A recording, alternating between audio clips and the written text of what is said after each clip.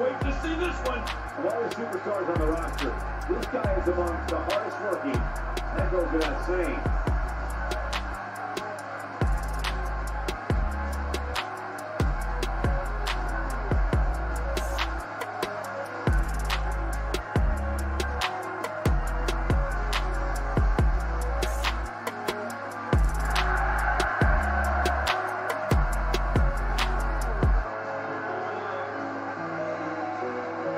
Definitely shout out to Don Chaos. We know you got our back, and we got your back too, man. Denver, Colorado all day, brother. We're definitely going to hook up with you.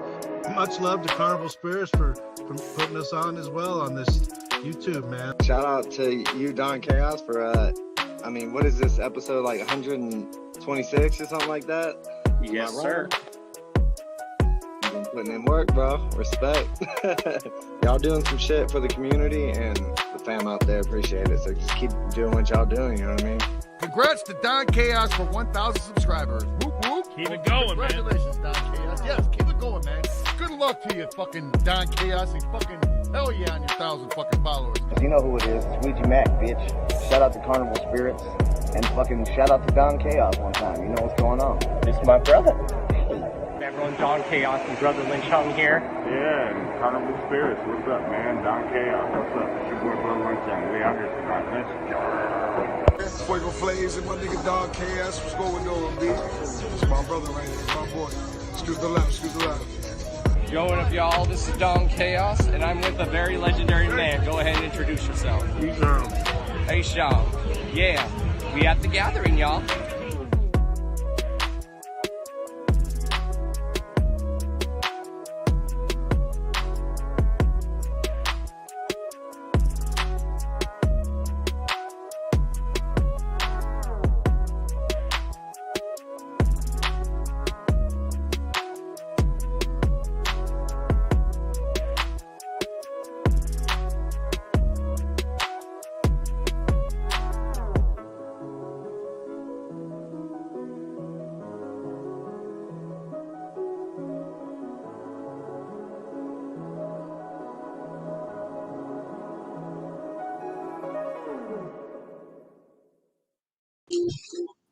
Yo.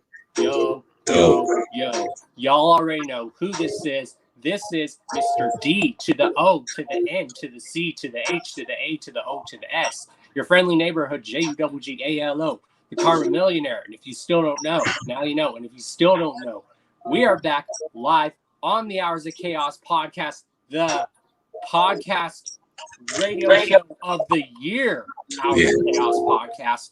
And we are joined, and we are going to get into the meat and potatoes, the main subject of the show. We are joined by the one and only, straight out of the murder mitten, the one and only Skitzo. What up, man? Thanks for having me, Don Chaos, man. Shout out to Don Chaos. Congratulations on winning the Replicon Award for #1 radio show of the year. That's amazing, bro. And congratulations to you for 4 years of success and doing your thing, man. I'm just honored, and I appreciate that you reached out to me, for the show today. Shout out to Carnival Spirits and everybody, man. Oh, yeah. And I'm glad you're on, because I've known about you for years, and you're one of those acts like that. I always tell people, you got to check out Skitzo. This dude can rap. This dude can sing. Thanks, man. I appreciate that. My stage show really is what sells. It does. Right? A lot of times, people, see my name and be like, "Oh, it's about 1,000 Skitzos out there, right?" Yep. But when I perform, they ain't thinking about nobody but me. Them other Skitzos don't even count after that. In my opinion, you're the only Skitzo that's worth talking about. I've heard people say that too, and I feel honored, to be like on Instagram search engine. When you type in Skitzo, I'm the only one, the first one that pop up, or Facebook search engine, or Twitter search engine. So I feel honored, man. But it's a lot of work. I mean, it's been grind time, performing in front of 5 people, performing in front of 5,000, performing in front of nobody but your friends and your ride who brought you to the show. The struggle was real at moments, man. I had hard times, bro, but it's all worth it now, because, pressure gonna make a diamond. Well, like I always tell people, hard work starts out. Like I started out this show as just where I was talking, and I was like, you know what? I should add a thing where I have a guest or sometimes a special guest on there, and that's what's Nice. made the show good. Nice, man. I mean, together is better. Because You know? what I do when I have guests on the show is I have everyone. I have people that people might know about, and then people might not know about, and I like to help promote people. And then I'll like have people on there that everyone knows about. Like the biggest interview I've had, get this, I've interviewed Flatliners. That's crazy. Yeah, and I'm in contacts with them. I have their number. They're like, bro, we could hook you up with a Redman interview. I'm like, holy shit. Yeah, that would be bucket list. Right? Reggie Noble, he just put out some new music. Shout out to Redman Gilla. Reggie Noble, I just downloaded his new album, man. Redman is always in everybody's top 10 at least. Some people top 5. He's in Eminem's top 5, you know. Redman's definitely in my top, that's for sure. Yeah, he's definitely in my top 10, man. Easy. So I guess we'll get started where you just like introduce yourself a little bit. You just give yourself a little brief history, like your name, where you're from, and then we can ask with the questions. Yeah, I am Skitzo, man. You know, so the reason for Skitzo, Michigan was over some court battles I was having with a band in Germany. And the people I used to do music with, when I started using the moniker Skitzo, I wasn't able to get in contact with them to show that I've been using the name longer. So instead of fighting a financial battle in court, I just added to Michigan to make it easier for people to search me. So, you know, I'm Skitzo, Michigan, but you can type in Skitzo. But all streaming sites, I'm honored to be iTunes. I've heard Pandora. I haven't checked, but I know Spotify, Amazon Music, wherever you get your music from, you can just type in Skitzo, Michigan, and you're going to pop up. I'm an artist from Kalamazoo, Michigan, man, which is right in the middle, 194 miles from Detroit, 194 miles from Chicago. So it's a good mix of everything here. I'm a kid who grew up in a small city with big dreams, in between two big cities with, you know, the possibility to make the dreams happen, but we always get overlooked. And, you know, that makes us work harder. You know, when you're the runt of the litter, you tend to be the toughest puppy.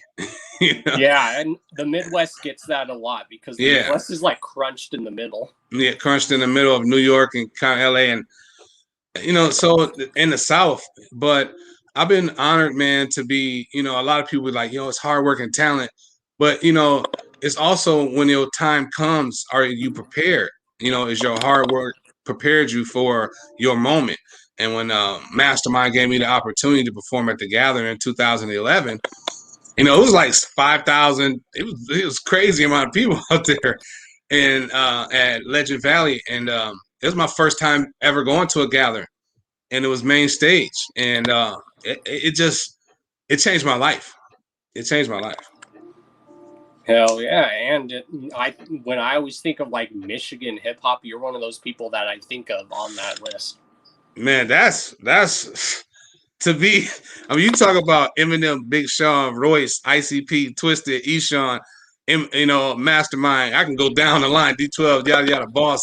You know, I don't want to leave nobody out. You know, Power Dice. There's so many people I respect. ABK, but that, I mean, I'm honored when people say stuff like that. I've done a couple interviews since the pandemic, and just to hear how the outside world has viewed the work, because when you in Kalamazoo, you have no radio play. Yeah, they're not putting underground artists on mainstream television. I don't have the millions of views that everybody has or the larger fan base, but I'm always booking shows and booking events and booking it and booking and booking. So I'm always working. So to see that it's being viewed by those who I am doing the work for, like you and others, because that's who I do it for. I'm honored, bro, and I'm really, really honored and humbled. Like, I mean, you award-winning radio show host. Well, and there's a reason why in the community I'm known as like the Karma Millionaire, because I help everyone out. I give them props and that they deserve, and I never ask for anything in return, which is good. I'm just always been that humble dude. Man, your blessings is already coming, bro. Your cup runneth over, and you blessing others. That's how you receive your blessings, man. Oh yeah, and I've seen you live many times. I've seen you do stuff with Scum and whatnot. And when I Oh yeah, first seen you, I don't remember when, but when I first seen you, I'm like, damn, this dude's got a stage presence. He's got talent. man. You know, when I toured with Scum, it was some of the best times in my life He's a because, chill dude. man, and you know, you hear his music and you're like, no, you got to learn to separate the music from the person because you meet Ivan, you know, Scum, very intelligent, very business savvy, very creative. Love LSP, RIP Gino. Yes. You know, that's my family over there, man. Liquid Assassin, Smalls. I don't want to start naming because I'll miss some, but it's really such a family unit. You know, that coach shit is really such. It's for real. It's like the Juggalo shit. It's serious. You know, with LSP. And when I would be on tour with Scum, you know, his crowd is horrorcore mainly, and a lot of them haven't heard of me yet in the beginning times. Not so much now, but in the start. And they would just stand there and be looking at me like, "What the fuck was you finna do? Entertain us? We didn't come. Who are you?" And then when I got done, they would all be at my merch table, taking pictures, buying CDs. I'll be hugging everybody, smoking, passing Jägermeister around, like Hell yeah. Like I good always tell times. people, just because I'm a juggalo, I don't just stick to one thing. I've just grown up on all types of music. Yeah, man. I like old school rock and roll. I like other styles of like. Well, rap that's why the styles. gathering is so successful. Exactly. Because of the different styles of music that you get at the gathering. You're not Kid and Play is gonna be there this year, man.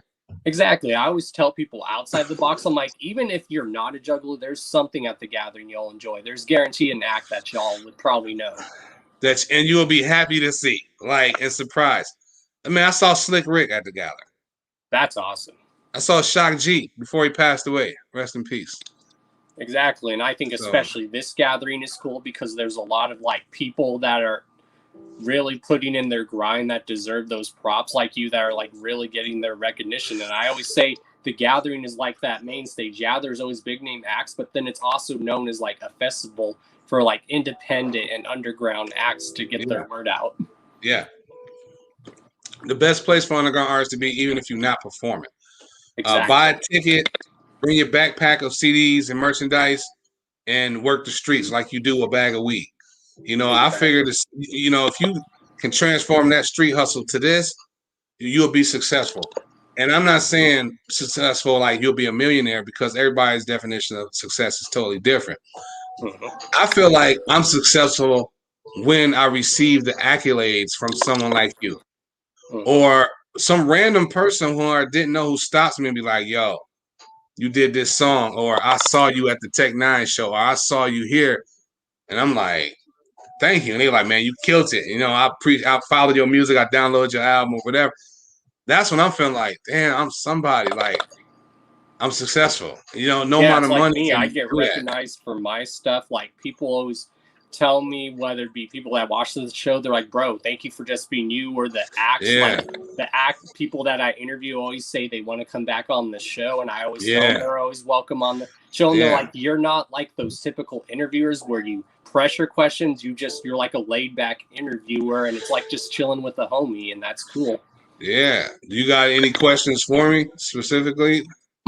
I guess we'll get into some of the questions that we ask is like, if you can remember what's like the first piece of music that you remember, like falling in love with music that like drew your attention. Like with me, from what I remember, it was either Prince or Michael Jackson. So it was definitely Michael Jackson for me, but growing up, man, my grandmother is from the South and Baptist, so I grew up with like Mahalia Jackson, Reverend James Cleveland, Aretha Franklin, right? You know, my grandmother is very Southern, and the first piece of music I actually fell in love with, man, it had to be a Temptation song, Just My Imagination, and just that doom doom doom doom doom. For me, that was like a heavy bass line. So, and I could rap to that. What was funny about that song, man, I used to write raps to that Temptation song and stuff like that. But from there, man, it was just music. I would hear Janis Joplin, I would hear U2, I would hear EPMD, I would hear Too Short, Ice Cube, and WA. And then you get older and you start hearing underground artists, you know, Jaron Benton, and you start hearing artists Ritz and, you know, Don Kennedy, or, you know, man, so many art, Freddie Gibbs. There's so many underground artists that don't get exposure that should, you know, Devin the Dude, one of my, you know, just people I admire, man. And so I'm high, I man, feel, for yeah, that. like one of the people that I feel deserves recognition, like he really is like lyrical and like open-minded, and that's Immortal Technique. That dude. Oh. So besides a lyricist, let's talk about him as the human first. He's an activist. He is. And he's active in activism. He's out here I've seen him feeding at the people. gathering. Man, I wish I would have been there. I don't think I was at that gathering. Like his live show is energetic. Yeah, his message is authentic. His personality is the truth. He's he's one of my favorite people. Same. You know, he's definitely a dope lyricist, but he's one of my favorite people who I admire, because, you know, the music is one thing, man, but when the studio lights cut off, who are you then, right? Exactly. You know, so, and I admire the person he is when the studio lights go off, man. Oh yeah, if that guy was ever to be involved in politics, he would have my vote. Well, he wouldn't be getting involved with politics. He know how crooked it is, and he know if he won, they'll probably shoot him. Yep. Because you know what I'm saying? Because when someone speaks for the people, the government don't like that. Come on, man. I mean, you already know that. And not even like the government don't like him. You are the opposition. There's a little there's a little video going around about a guy talking about the vaccination being a situation where the government wants to take control of the people, and, you know, for the conspiracy theorists or whatever, but ultimately it's up to you, you know, what you believe in and your beliefs. But yeah, so I don't want to dive into nothing like that. Hell yeah. And then if you can remember, what was the first album that you remember buying with your own money? It was it was E40 in a Major Way. Oh hell yeah. That was the first album I remember taking my money and buying, the one with the gold watch on the front, the purple one. Yeah, and I was lucky because I'm be honest, it was either that one or Me Against the World, Tupac album, and I bought E40 album. Yeah, as far as like Tupac wise, that's my personal favorite Tupac album because it's relatable. Yeah. Well, Me Against the World, the song itself, is one of my favorite songs of all time. Same. You know what I'm saying? His message is like crazy, bro. So, yeah. So how did you actually link up and find out about Mastermind, and how did you guys get to know each other? It was I was doing Blaze battles. I was winning them. It was around time 8 Mile. It was like 2002, 2003. And I was winning all these Blaze battles, and a promoter who saw me at a couple shows wanted to book me for a show. And he was like, "Do you got any songs and stuff?" I was like, "Yeah." So I sent him some songs I was doing. He was like, "Oh, okay. You want to perform?" I was like, "Oh, yeah." He was gonna throw me a couple bucks, but anyway, that wasn't the settle. He was like, one of the things out of his mouth was like, "Have you ever heard of Nodis?" And I'm jumped back, and I'm thinking like, "What do you know about Nodis?" Like, I know, you know how like some juggalos are like wicked shit, day oneers are. It's like, yeah, I know, but what do we think we know something that the world doesn't know? Like, yeah, I know about this secret society of underground music. What do you know about it? He was like, "Well, I'm booking Mastermind for a show, and I want to book y'all for the same show." And I'm thinking to myself, hell yeah. So he tells me, I do the show, Mastermind. He's sitting and watching. After the show, he says, "Mastermind, I want to do a song with you." Oh, damn. I mean, you gotta just. And people are paying him to do songs. He's sitting in VIP having dinner. He got all this shit going on. I'm just on the outside watching. Like, this is how it feels to be treated like. I know, it's like being on cloud nine. And I wasn't like jealous. I was motivated. That's good. Like, I saw that and I said, I have to do so much more work to become. This is somebody who basically a platinum selling underground artist with Nodis, you know? And I wanted to be like him. And then to hear the promoter from the show say that, I did the song, was about to get hurt from the Orthus. If you ain't got the Orthus, get the Orthus album. That's the Orthus is their videos, Skitzo and Mastermind. I did the song About to Get Hurt, sent it to him. No, I did the Boom, loved it. I did About to Get Hurt. He said, "Let's do an album." So I was like, bet. I sent them the first 3 or 4 songs. He said, "Yo, you ever been to the gathering?" I said, "No, it's 2011." By this time, I think it was. So that was my first gathering. So I was like, "No." And then he said, "You want to go?" I said, "Yeah." And so I went. I didn't know. I just took I took like 2,000 CDs. I went to disc maker, spent some money, got like 2,000 CDs. Because I did my research. And I had friends who were juggalos. They always tell me stories about, man, people getting hit with Fago and all this and this. And I'm just like, this is not somewhere I really sounds like I want to be, bro. Like, I just want to rap and be peaceful. But I went with Mastermind, and you got to understand there's a difference between going with somebody who's a mainstream artist. So I'm a second stage artist now, which I'm grateful for, because it used to be 3 stages, right? You got the first, and then the second, and then the main. Mm-hmm. So I'm grateful now that I'm a second stage artist because I moved up a tier. But when you went Mastermind, you all access. It's a little different treatment, So my first gathering experience, I was like blew back because I was meeting Cottonmouth Kings. I was meeting ABK. I was meeting all these people that I didn't know really before. And these people were successful, touring artists, major followings. And and here I am 2 hours away, and I don't know about this whole Juggalo world. I knew about it. I've heard, but I didn't know, and as soon as I got there, I realized, oh, they just like poor black people. This is my people. This is the same music I've been doing. They just, when Juggalos heard me, they were just like, where you been? I'm like, man, I didn't know. I'm sorry. I took so long to come home. Like, I gotta apologize. Yeah, you probably tell them, I know I'm from Michigan, but I still didn't know. I didn't know. I grew up on MC Breed, Dayton Family, Eshawn, Mastermind, Nodis, but I didn't get into ICP. No one set me down, Better late than never, though, as I always say. Yeah, it's been 10 years, man. And I've been out of 10 years, I think last year there's no gathering. So that's 9 gatherings. I think I performed at like 7 of them. Yeah, and I know you've played Gorefest here in Denver. I'm trying to think how many times, though. I've been to Denver a couple times. I really wish I was there this year. I talked to Scum about that. But, next year, I'm going to talk to Scum now. Maybe next year I'll be back in Denver. Love Denver. I'll be in Texas, Dallas, Texas, September 24th. That's up with Scum and Insane Poetry. Second day is Buckshot. It's a lot of dope arts classes there. So it's going to be a dope show in Texas, man. So can't wait. Shout out to Drew Smith, Nairo the Madman, for putting that together. Appreciate that, bro. Hell yeah. Insane Poetry. That dude is a legend, too. People don't understand his track record. So I got a crazy story about this dude. I'm on a tour with Scum. We in California. Insane Poetry stops by his mother's house, picks up a royalty check from writing a song on Vanilla Ice album. Mm-hmm. I said, what? He said, yeah, they've been sending these checks.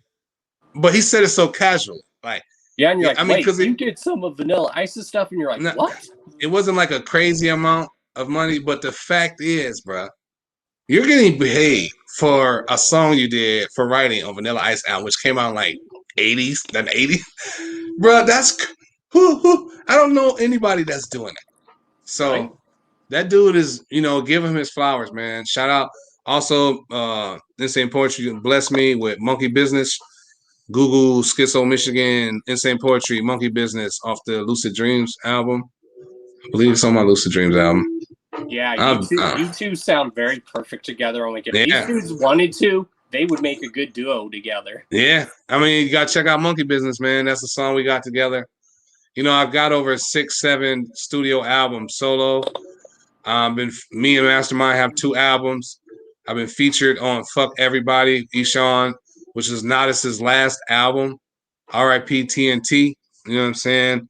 Yeah, that dude was one of my top 2. Yeah, bro. R.I.P. I was honored that Eshawn allowed me to be on some tracks with the album of Nodis, bro. Right. Like, let's just read about that for somebody like me. Oh yeah, especially if you're from Michigan or anywhere and Nodis, you're working with Nodis. You're like, what? Yeah, bro. And then to have TNT pass away like that, man, suddenly was sad because, shortly after that, we went out on tour, Can't Nibble the Scribble tour with Eshawn and Mastermind. And if we could have had TNT, man, I mean, epic, Oh, yeah. major. And like, I know you told me like where you came up with the name, but like, and what made you want to come up with the name Skitzo and stuff? Man, honestly, I didn't even come up with the name. You were somebody else came up with the name. I didn't even have a rap name. I was changing my name every 6 months. I was Black Whirlwind. I can't even think of the other names I had, man. I had so many rap names, right? And my friend at the time caught me talking to myself. I'm in the room, like just having a conversation with myself. He was like, "Man, you a schizo. I'm gonna start calling you Skitzo." And I was like, "Okay." This was like 2002, 2001. I was like, "All right, bet."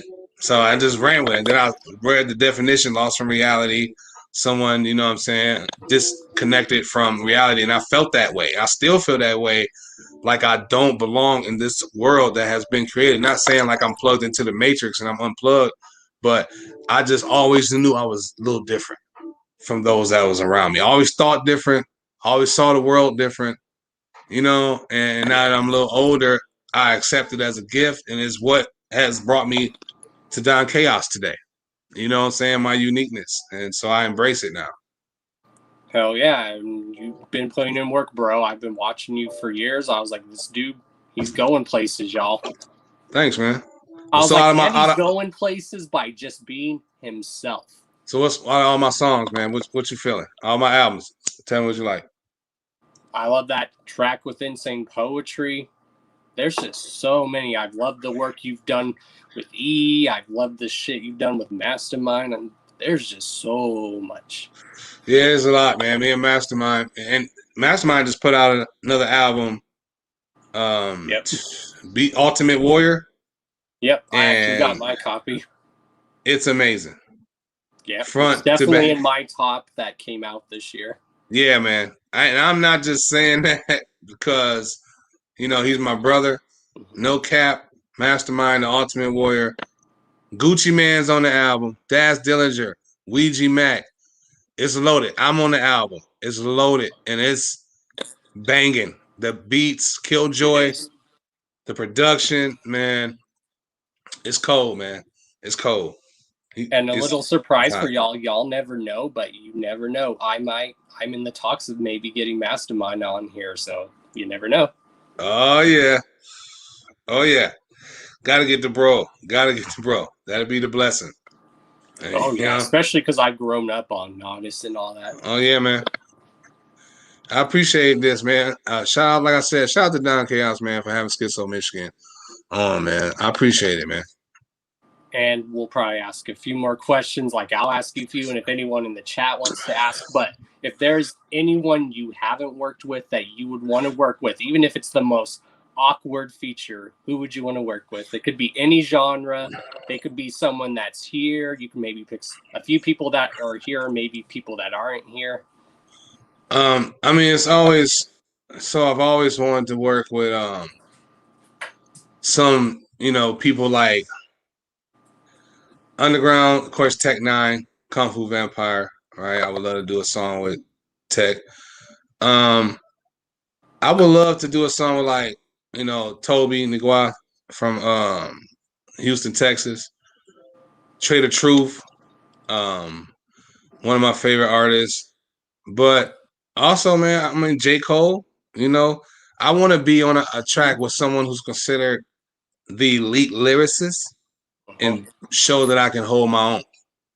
So, for me, this is about proving myself.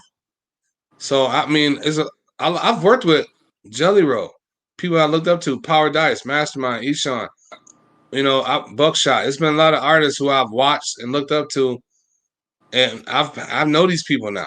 I've shook in their hand. You know what I'm saying? And hung out, and my brother Light. You know what I'm saying? But there's really no one. I've never thought of. That's a great question because honestly, I've never sat here and just like, oh, I want to work with Outkast or I want to work with, definitely not Drake. Like I'm not.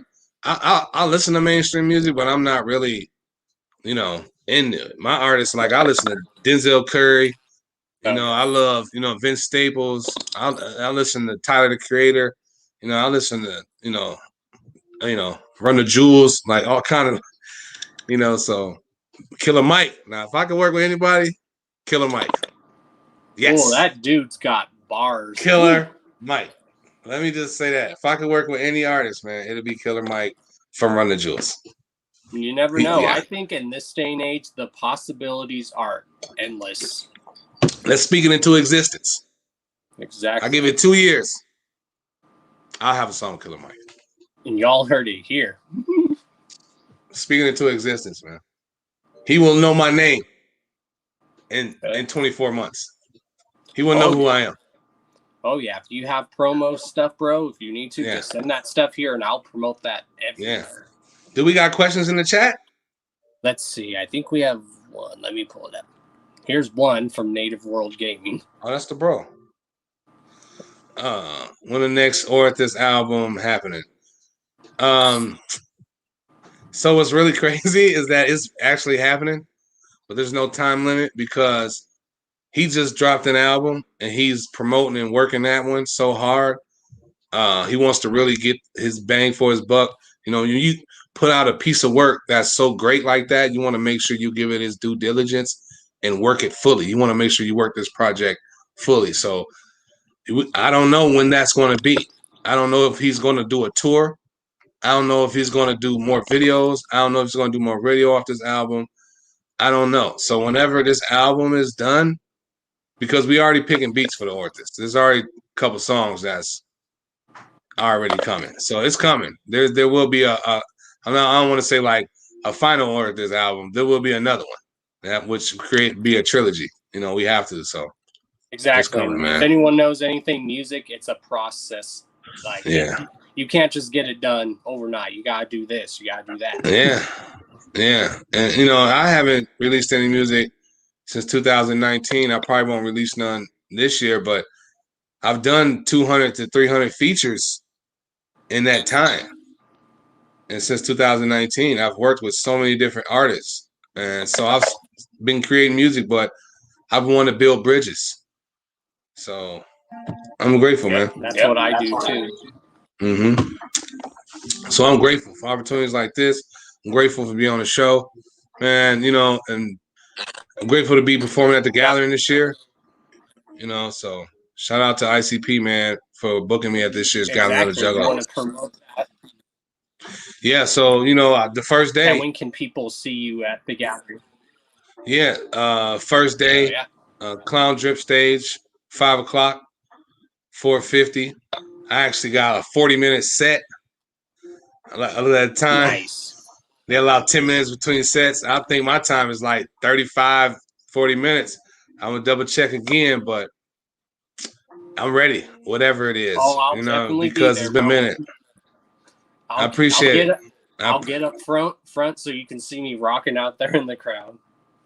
I appreciate that, bro. I appreciate that because the energy, I'm going to be feeding off of it.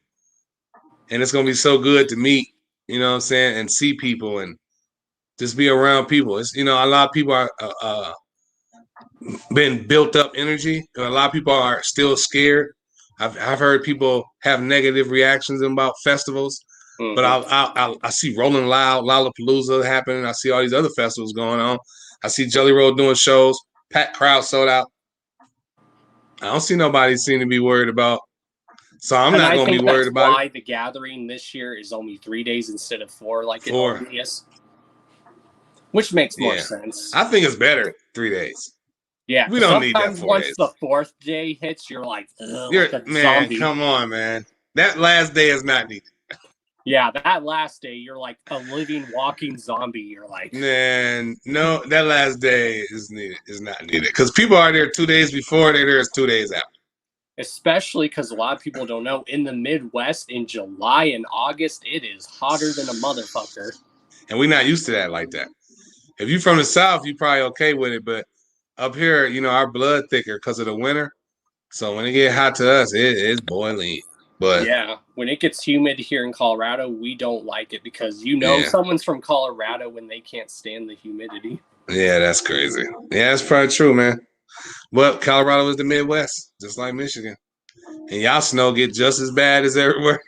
It snows bad everywhere, man. Well, I'm not Yeah, everywhere, but I mean, we always pray for snow because when we don't get snow, it's cold here, which we don't mind the cold, but when cold and dry get together, it's not a good mix. oh, I never experienced that. I've always seen snow. Yeah, cold and dry is not cool. Yeah, definitely. Well, if you got any other questions, I don't want to miss out. Guido wants to know if you're when you're next coming to Grand Rapids. Man, the marketing in Grand Rapids is kind of weird because there's only one promoter that I know. And if I get shows up there, it's going to be, I don't know the venue. I forgot where it is. I forgot, man. But it's been so long since I've been in Grand Rapids, and that's my guy too, Real Guido. I know who that is. That's my bro. It's Lansing and Detroit have really been my markets. Besides out of state, Indiana, New Mexico, Texas. I've been in these places a lot more. Just because Grand Rapids is really what's funny about Grand Rapids is in Michigan, but it's not really like a juggalo town. It's more like backpack rap. Like, it's more, they do got Kevin Gates coming. They got big shows happening in Grand Rapids, and it's booming. It's so big. You can have a crowd for everything, but it's predominantly, I don't really see juggalos there like that. So, and it's hard, and I've been pounding one market for so long and now I'm trying to cross over to different markets with different shows, doing different festivals to try to cross over. It feels funny saying that, like crossing over, because I shouldn't have to. My music ain't really for one people. It's for everybody. It's art, so. Exactly. I always tell people, if you try to make your music pertain to just a certain group of people, Yeah, that's man. You should make your music available for everyone. Everybody. Yeah, you don't want to cater to just one crowd, bro. Yep, just like I say, there's nothing wrong if an artist wants to step outside their comfort zone just a little bit, and if it doesn't work out, like what they're experimenting with, if it doesn't work out, it doesn't work out. But there's nothing wrong with experimenting. That's why they say music is a form of art. You're experimenting. Yeah, it's true, man. That's so true, bro. And I love it, man. It's being controversial is something that people have said all the time, but I don't see it as that. I just see it as not biting my tongue. Mm-hmm. And I know this. I got one moment in time, right? I can't see who's viewing this video right now, because I'm in the interview with you. Yeah. Like I said at the beginning of this interview, I performed in front of 5 people or 500. This is the mark that I'm leaving when I'm gone. This is my voice that is speaking for me when my time passes. So I'm appreciative of the moment that I'm in right now, the space I'm in, because I know that this space I'm in right now is the only space that's guaranteed to me. Mm-hmm. This is the only thing I can control right now.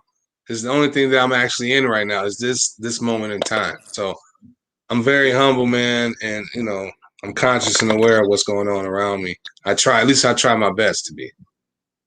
And then I have my homie Lakeland in the chat. He says he wants to do some work with you. He does really good artwork. Like he's done that logo you see for me in the corner. So so when you get your store up and running, if you want him to do artwork for you, just hit him up on Instagram. Lakeland, have you seen my comic book? Is what I would ask you. When people hit me up for a graphic, I always be like, man, have you seen my comic book? I got a comic and a coloring book. Nice. I'm looking to do another comic or a story book about like neighborhood kids. You know what I'm saying? So I want, so when people come to me like artwork, I'm just not into doing like an album cover. Right. Because that ain't what where I stop at as far as art. I like to really dapper into stuff. T-shirt design, maybe you got ideas for something I ain't heard of. How far does the art expand? So hit me up on Instagram or email me, and maybe we can work, bro. You know what I'm saying? Let me know. So that's what I would say to that. Yeah, he recently did a really dope art piece for, like, he's done an art piece for Esham. He's done one for Oh, Project nice. Born. For who? I'm sorry. Oh, he recently did one for Project Born that they're going to use future stuff. Yo, shout out to Project Born, man. My book just came in the mail. Forever in the Jets. Well, I forgot the name of the book. I think it's something in the Jets. Man, they're going to kill me, man. But shout out to Pope and Nitty. Then my bros, Flint in the building. Flint, stand up. But 2 weeks ago, I had Nitty on the show. Dope. Yeah, shout out to Nitty, man. He sent my book. I got my book. I'm so happy. I haven't read it yet, but it will get read. Trust that. I'm an avid book reader. Oh, yeah. It's dope. Any more questions? Let's see.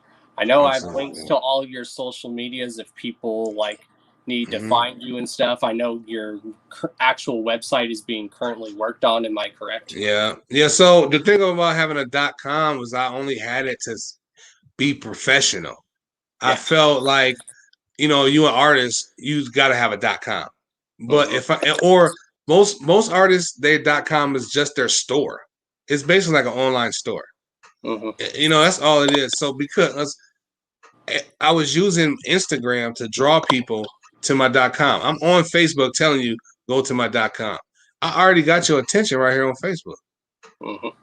So for me, it was like, okay, it wasn't, in my store, a lot of people couldn't work the link. I don't know. It was like, hey, man, you got a PayPal? I'm like, yeah, it's on there. A lot of people could. It was 70% people it was working. I was merchant. Everybody who was ever ordered for me got plus. I've always thrown in extra because that's just, I'm grateful. But the store is down right now because I just work active. When you talk to me, I'm working with you right then. Yo, here's my phone number. Here's my email. I'm talking right back to you in a DM. I'm not an artist who's, unreachable. I'm very, I'm very into building bridges and networking with artists, man. You never know. So yeah, man. Work with me now. I don't need a store. I'm right here. Talk to me now. Meet me at the gallery. That's pretty much the question we have from B Clown. So B Clown, if you want to get a hold of him for anything, just hit him up personally. Oh yeah, bro. And I'm gonna tell you what too. B Clown 510. Make sure when you hit me up for some merch, you tell me it was you. I'm gonna throw in some extra stuff. Just because I just said it and you hit me up. I got you, bro. That's how I'm doing. Team Skitzo. And follow me on all sites. I'm gonna follow you right back. That's how I go. I got you. And then Guido wants to know if you're actually going to be at the Daniel Jordan show in Detroit. 9/11. Nope, not that show. DJ did hit me up, but I will be there shooting a video with him for our song "Who Will Survive in America" the next day. But I'm not going to be at the show. I love Daniel Jordan too. He's one of those people that I think everyone needs to know about too. Give that man his flowers. Yes. Not only has he, been like Eshawn's go-to forever. You talk about a day oneer. He's been behind the scenes. He's driving, carrying merch, setting up, getting on stage, hype man. He makes beats. He shoots videos. Like this man, Daniel Jordan. He's putting in work. He's putting in work, bro. He's an amazing individual, talented artist, man. So that's somebody I definitely look up to. But no, this show I will not be at this time. It's at Simon's though, which is gonna be a dope show. But I'm just sitting out, and I'm focusing on kind of festivals. I've done Simon's so much, but I know Daniel coming from the West Coast, trying to go to show in Detroit. As a hip hop artist in the scene, man, you got to take what you can get as far as venues. Once violence happens, sometimes you're already in a field of hip hop where people attach violence to it, and then you add the juggalo tag, then they get scared and this is gonna be this kind of environment. It's so hard to book shows, man. People got this stigma, and they need to get past that and realize this is hip hop, this is music. Everybody ain't on that. So, but no, I won't be at that show because I've been at Simon's a bunch of times, and I just want to try to do something Like different. I've always gotten business advice from Scum. I've gotten business advice from them. Same poetry. They're like, it's not just us artists that make it possible. It's you guys that listen to the music. It's the people that review the music, the people that have us on your shows, like the Hours of Chaos podcast. You guys make this possible. It's like one big circle. We all play our part. Come on, man. It's circle of life, right? Like Mufasa. Damn right. The Lion King. You know what I'm saying? The lion, bro. Mufasa. Well, my zodiac sign is a Leo, so there you go. Me too, go. man. Fellow Leos. Maybe that's why we vibe. Maybe that's why we vibe good together. That's why we connected, Leos. Man. We Leos, man. That's dope. So, are you a Leo in July or August? I'm July 31st. Well, you know what they say. Leos are true kings. That's what they say. And like they say, you gotta, like, in this industry, you can't always outshine people. You have to help lift each other up, help each other out. Like, give people advice. Like, if someone's doing something, don't just be like, oh, this is crap. Just say, hey, you might need to turn up your vocals or do this. Yeah. Lion pride, man. It's a pride. It's a family. You know, when you're a lion, you're a part of a pride. You're a part of a pack. You're a hip-hop artist. You're part of a culture. And regardless if you're a juggalo or not, you know, it's a beautiful thing, man. And that's why I tell people hip-hop is not just music. It's the soundtrack for a whole culture. And I'm proud to be part of it. Thank you, man.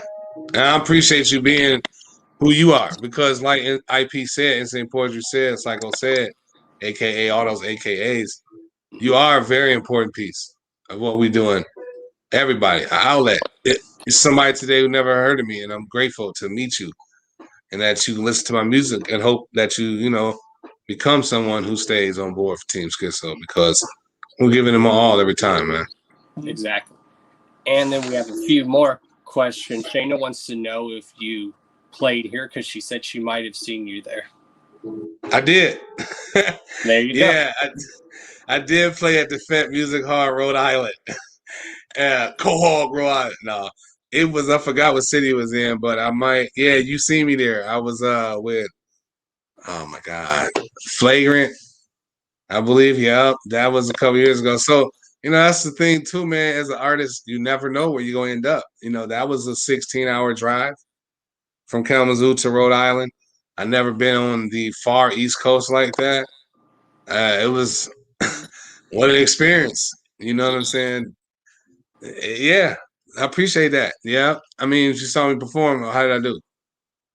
Exactly. Pretty much what Guido said, as the great KRS-One would say. I do live by those words. Yeah, man, and I missed KRS-One at the Gathering 2 years ago. Oh my God, that was phenomenal. Whew. I didn't know. See, so he was supposed to perform at 4 a.m. Yes, but he then they made him go on the last night at the Gathering, and this is the dope lineup. He went on. Then there was Jedi Mind Tricks, then Ghetto Boys, and then ICP. That is a dope lineup. That's the greatest gathering ever. That's one of them. Yeah, that Super Gathering was dope. Like wow, Suicide dope, Boys live. Whoo. That's dope. Fucking Ghostmane live. Jeez. Yeah, you know, only at the Gathering, man. I saw Gore. That was War crazy. is dope too, but I don't know how they're able to perform when they're hot as hell in those outfits. Yeah, I couldn't do it. They're not moving much though. Claustrophobic like a motherfucker. I couldn't do it, man. Any other questions? I'm super high. I'm enjoying myself. Huh? That's pretty much all we have. Like, nice, man. I appreciate that, man. That's pretty dope, man. Like you got any more questions? You're always welcome on the show. Like whenever you're coming out with new material, just let me know. Yeah. I'll book a spot for you so you can come on and promote it. Man, that's love, man. I just want to tell everybody, like I said, who had a question on logged in, especially my day oneers. Man, I'm still grinding, bro. New shit is definitely coming. I'm just waiting my time. I want to make people miss me. I was putting out an album every year. It was one point I was putting out an album every year. So I want to chill. I want to make sure this album I put out is like, okay, you can see the growth. The features are bigger. The sound is bigger, you know, and it reflects who I am. So I'm gonna take my time and I'm gonna let it come. I got enough music out there I've been doing features. I'm still working. I'm doing new music at the Gathering in my set that people haven't heard before. So, Oh yeah. yeah, I'm out here working. So, Skitzo, Michigan, man, you know what it is. Hell yeah. You've also got props from Wicked Wood. Those dudes have Oh, them been the putting in bros that right work. there. I They've think they're been gonna be putting at the in Gathering mad too. work Them my too. bros. They've Man, been what's putting up? We in, need to book a show, Wicked Wood. they've been putting in mad work. Work, bruh. They got a nice stage show too, man. Yep, They got a they nice stage recently show. won Replicon Award for Underground Music Video of the Year. Yeah, they got a good stage show, man. Like I said, they work hard, man. Them the bros, man. We need to book a show together, Wood. Let's do it, man. A I show, spoke it maybe into existence. maybe even a track in the future. That can happen anytime. But Yep. then we do the track, then we perform the track at the show. There you go. That's how we do it. And then we shoot the video while we at the night of the show. There you go. Huh? Like I tell people, when they Three birds, film one a stone. video, you never know who might be in the video. Come on, man. We can make it happen. Let's make that happen. Hit me up, Boogie. Hit me up, Wicked Wood. Hit me up. Appreciate that, man. See? That's how it happened, right? There we go. See? Okay. I see. So that one, that's in Rhode Island, though. Tell the promoter, hit me up. Let's make it happen. Whoever's booking the show. Yeah. Well, I mean, yeah, they was on that show at the Fete de la Music, Fete Music Hall. Let's do it. See, that's why this is a good show, because I like to have other fellow people like connect with each other on the show. I think that's cool. That's dope, man. Yeah, Wicked Because I Wood, make man. this Rhode a Island. legit radio show and podcast to where like cool stuff can happen on it. Just like that. There you go. Just like that. I woke up this morning. I didn't think I was gonna be booking shows with Wicked Wood. You know what I'm saying? Wicked Wood in the building, but we is. Yeah, everything happens for a reason, as they always say. That's the energy, man. That's the energy. Let's do it, man. Big Daddy Energy speaking. We on. And before you go, do you want to give any more shout outs and stuff? Man, shout out to Don Chaos, man. Carnival Spirits. Man, I appreciate you having us. I appreciate you having me. I appreciate everything you do for the hip hop community. Congratulations on winning the Replicon Radio Award for the best radio show. You deserve it. Thank you. Multiple years in the game, bro. I'm just blessed. You know what I'm saying? Skitzo, Michigan. I'm going to keep it rolling, man. See you at the Gathering for those Definitely, who are going. Bro. I will see you there. And see you in Dallas, Texas for those that'll be there. And hopefully see you at the future Me and Wicked Wood show somewhere on the East Coast. Wherever it's at. We're going to make it happen. Oh, yeah. Have a good night, bro. Peace. Peace. And that was Skitzo, y'all. That was a very good interview. And we are having another special guest on the show tonight. But we are going to touch into some gathering news. And then we are going to have another guest on the show. So we are having 2 guests on the show. So you guys are getting spoiled tonight. You are not getting 1, but 2 dope acts in the game right now. And I'm going to let you guys know who the next special guest is.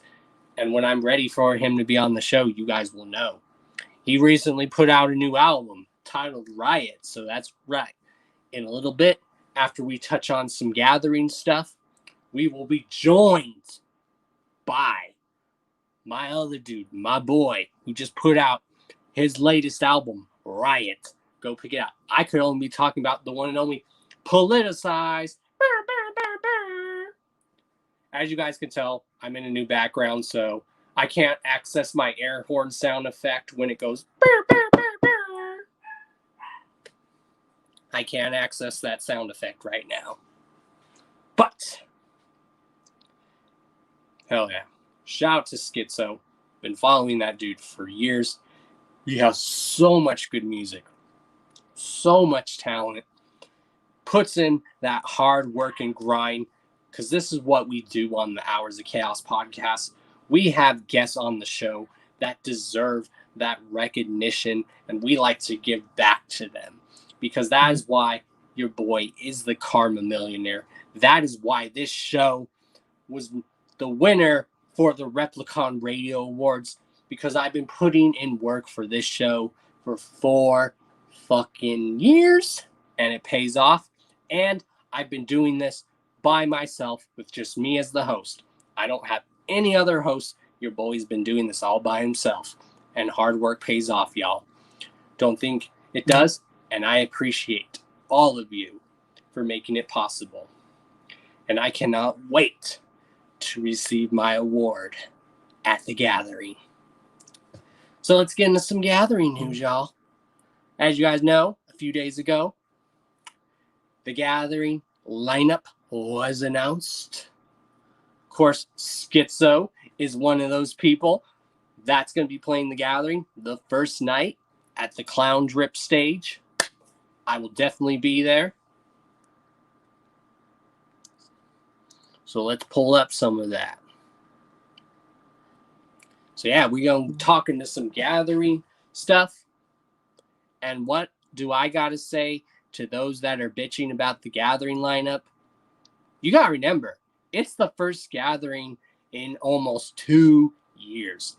If the gathering lineup affects you on who you think makes you want to decide if you want to go to the gathering or not, if the lineup is what makes you want to decide if you want to go to the gathering or not, we have 2 words for you. Stay home. Stay home. Then, if the gathering lineup really affects your decision on if you want to go to the gathering, we have 2 words for you. Stay home. Energetic, y'all. All right. Of course, there's the map. Y'all, there's the map. Of course, for those that don't know, if no one's ever been to Legend Valley, there's what the map looks like. Now, I've camped at the gathering for Legend Valley. This is my 2nd time at Legend Valley. Now, this is your boy's 3rd gathering, but my 2nd time at the gathering. So, yeah.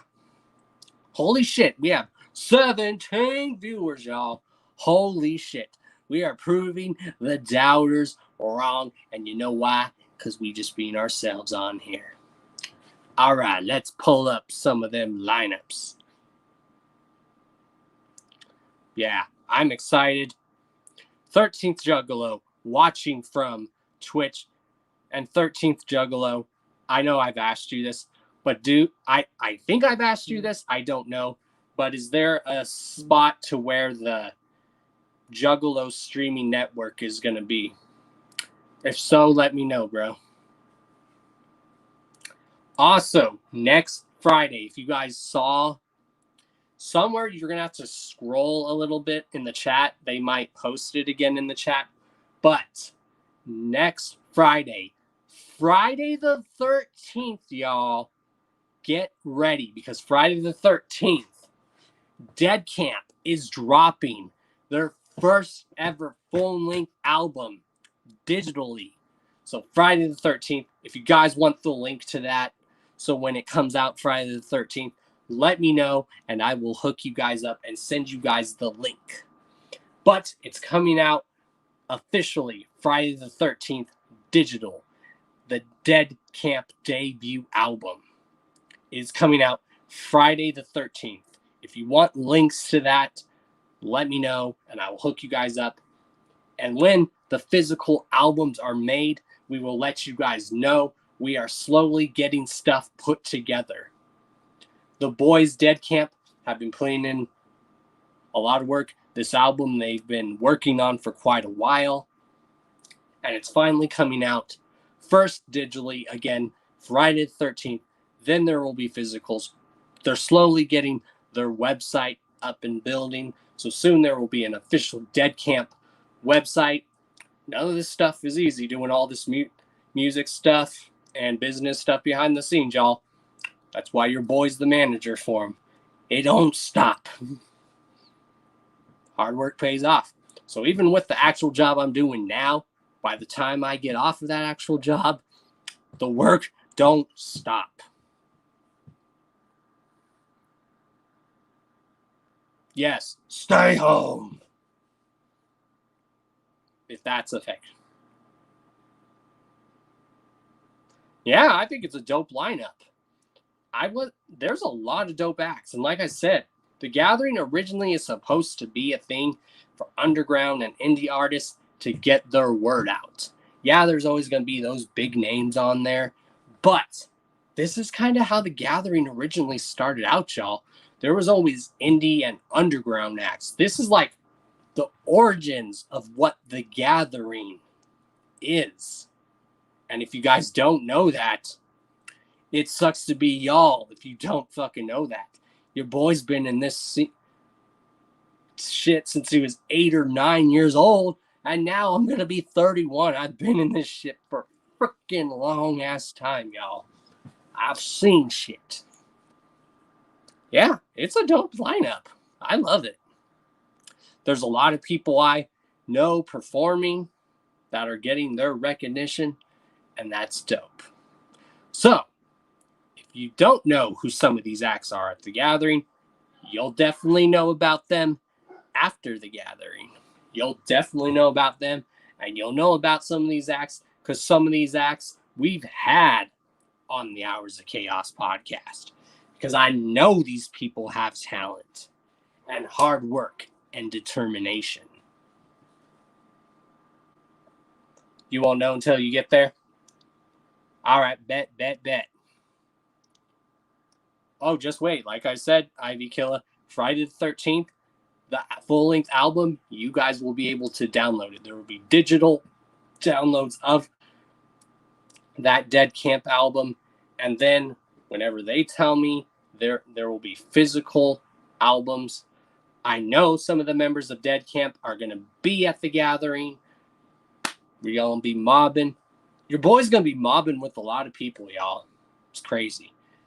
There's a lot of people saying, Don, I'm going to be mobbing with you. I'm like, all right, bet.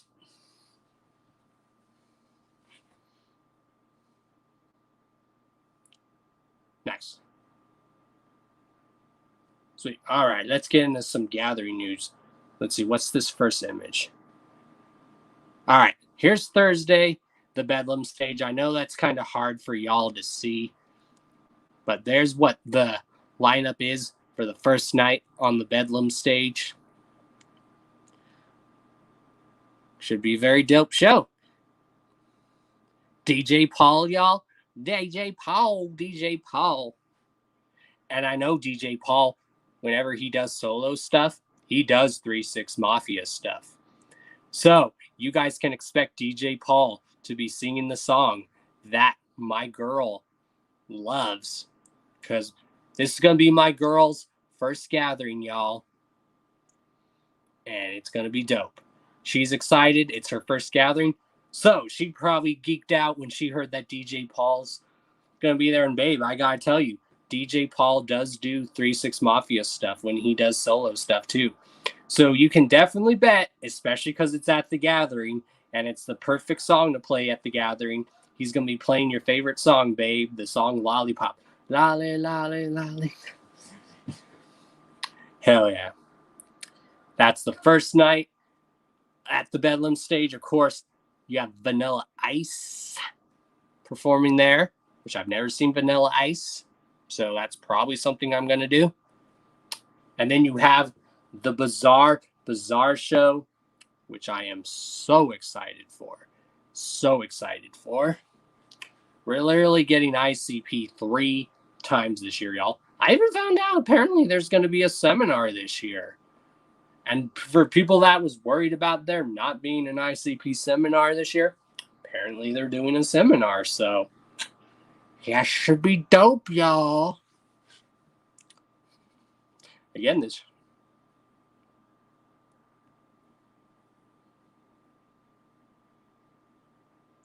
Dead Camp has like 5-6 members. There's a lot of people in Dead Camp. Ivy Killer, I gotta tell you that. Dead Camp, we're like Wu-Tang. There's a lot of members and there's a lot of talent in there. I'm not in. Well, I am in Dead Camp, but I'm in Dead Camp on the managerial, business savvy type shit of Dead Camp. So even though people might not consider that part of Dead Camp, but the boys still tell me, bro, you are just as much as part of Dead Camp because you are the manager and you tell us what we need to do and what we shouldn't do. You give us advice. That's why you're boys in the industry, y'all. That's why I do this shit. Your boys in so many doors, y'all. Your boy's working the job that he does now. I have another good job currently that I'm working at. Maybe eventually this will be my job. I ain't getting paid for this shit, y'all. I ain't getting paid. If I am getting paid for this, then cool, but I ain't getting paid for this. This ain't my job. If I just so happen to make some money from this, cool. I don't expect, sorry, y'all, I'm so excited that I'm getting all blah, blah, because I'm so excited. I'm just hyped for the gathering. I'm just hyped for everything. I'm just proud of what I've been doing, my accomplishments, what I've been doing. I'm proud of a lot of my homies, my bros and my sisters' accomplishments, like everyone I know, accomplishments, and everyone getting the recognition they deserve. Because like I say, if anything's been taught us for a lot of us that have been getting our props and the recognition we all deserve, as the saying goes, real recognize real. We don't front here on the Hours of Chaos podcast. We don't do it for no gay fish aids, y'all. And for those that don't get the joke, that's what, yeah. You guys heard it on the Hours of Chaos podcast. You know. My girl knows. She knows the joke I'm trying to say. And then Friday. Here is the set list for Friday. Of course, you know, Ari the Rugged Man's going to be there. Excited. Of course, you know I'm going to be there. Front row, supporting my boy, my dude, Ouija Mac. Chapter 17. We are all the pages, y'all. Big things coming. And then Friday, the last night. Here's the lineup on Bedlam stage for the final night, y'all. Danny Brown before ICP. Hell yeah. I love Danny Brown. Never seen him live. I've always wanted to. I've heard he's very dope live. I love Danny Brown. So to see Danny Brown at the gathering before ICP, that should be dope. And you guys know what I'm speculating? Now, if I'm wrong about this, I'm wrong.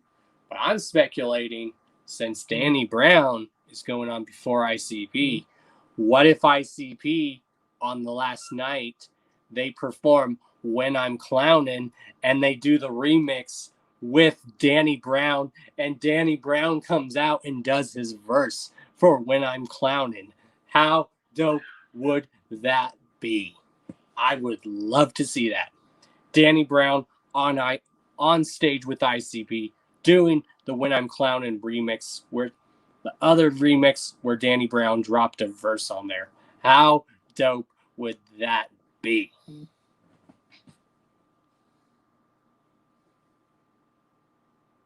What is up, Sergio? And you guys can expect, since next week is the last Hours of Chaos podcast before the gathering, I'm going to make it big. Of course, the main guests we are going to have on the Hours of Chaos podcast, we are going to have Dead Camp on there, but then we are going to have other guests because, again, it's the Hours of Chaos podcast before the gathering, so we're going to make that a big episode. Maybe I'll have people also on the show that I've interviewed that are actually performing the gathering. Let's just say the Hours of Chaos podcast this Thursday. Yes, Dead Camp's going to be on there. But just like tonight, we are going to have other special guests, y'all, because it is the Hours of Chaos podcast before the gathering, y'all. Motherfucker.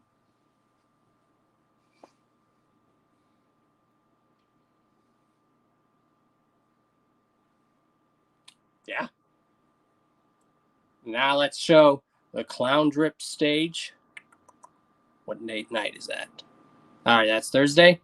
So you guys can expect to see Skitzo, Michigan performing this night. Again, I know that is kind of hard to see, but if you guys have seen the Gathering program, you know there's the Gathering timeline on the website. All you gotta do is just read the timeline or just download the Gathering program, and that will help you out because I don't know if they're giving out actual programs this year. I know the last few years they've allowed people to download the program, but then you're able to get actual programs there. So that's one thing I don't know is if there's going to be physical programs this year at the Gathering. That I don't know. Then again, maybe I do know, and I just don't want to tell you guys. I just want you guys to be surprised. So day one, that's who y'all can see at the Clown Drip stage. There's Skitzo. He's performing at 4. I see him right there. Okay. I'll definitely be there. I'll be sure to be there. And then Friday night, Wicked Wood and a bunch of other people will be performing at the Clown Drip stage. You will also be getting a bunch of people. You'll get Hex. A lot of people performing at the Gathering, y'all. Dope shit. Of course, Project Born is performing at the Gathering. The Sinisters performing the Gathering. And Misery, Spanish side. Shit. And then there's the lineup for Saturday on the Clown Drip stage. Yeah. Shoutouts to La Perp. Of course, there will be Juggalo. Come on. There we go. Juggalo parties. There will be the Electrified Crime Scene Blacklight Party hosted by DJ Chunk and Clownvis. I will definitely be there. And then, of course, Friday, I will be at the Scrubs and Studs Foam in Your Dome party, hosted by Devereaux and Shaggy the Airhead. I will be there as well. Swamp Society, Mythic Minds, y'all in the house. Chapter 17, we are the pages. And then, here are your hosts for the Bedlam stage. First, Thursday, you've seen him on Jackass. You've seen him on Wild Boys. You've seen him pretty much anywhere. You probably watch his podcast. Of course, Thursday will be hosted by Steve-O. I'm excited. Steve-O at the Gathering. Yeah. Y'all grew up watching Jackass and all that stuff. I'm excited. And then Friday, we are going to be joined by Chris Hansen. If anyone gets the joke, why I'm saying it like that, if you get that joke, that's awesome.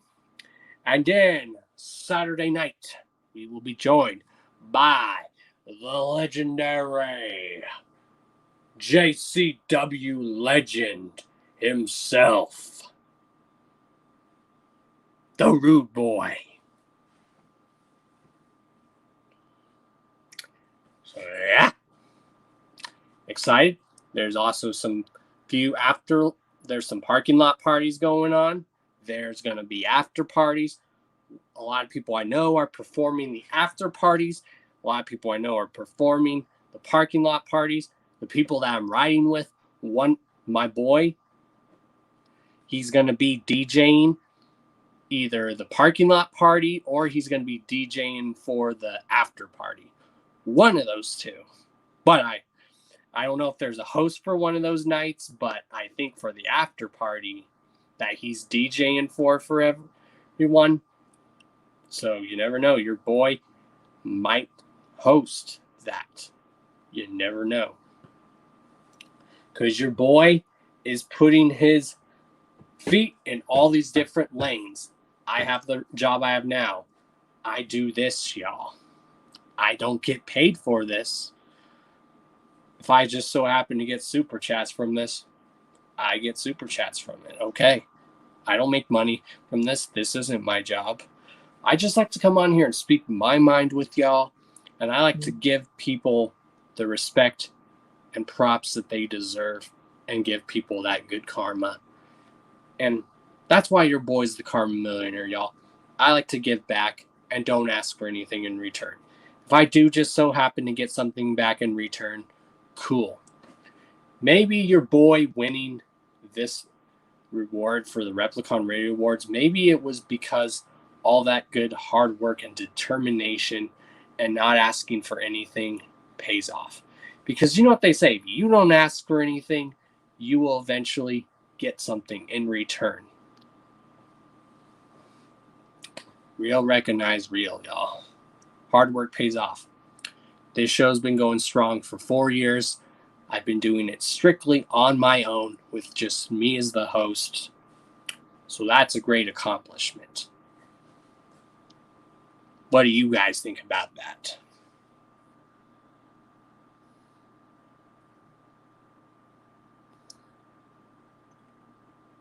All right. Sorry, Al.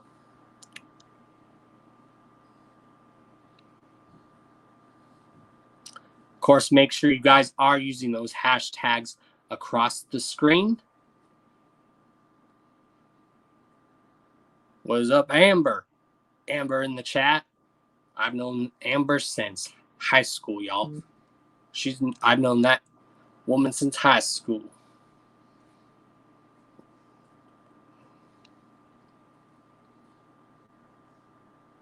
Me too, Amber. Me too.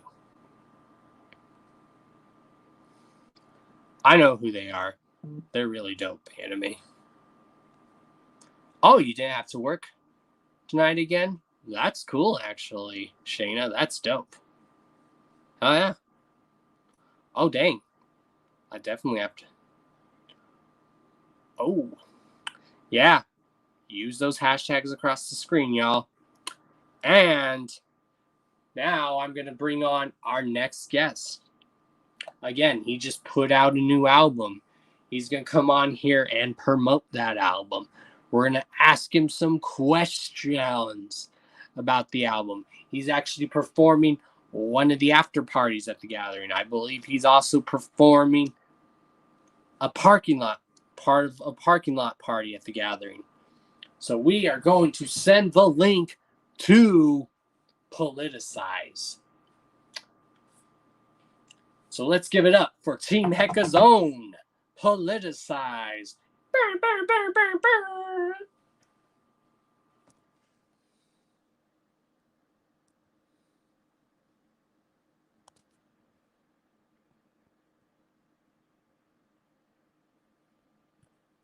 All right, y'all. Send the link to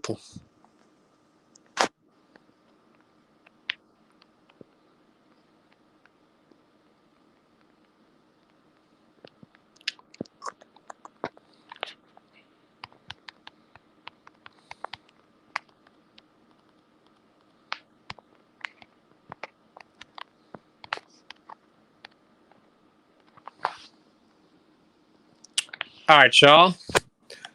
I sent the link to Politicize. So while we wait for Politicize to join us, I'm just going to chop it up with you guys while we wait for him.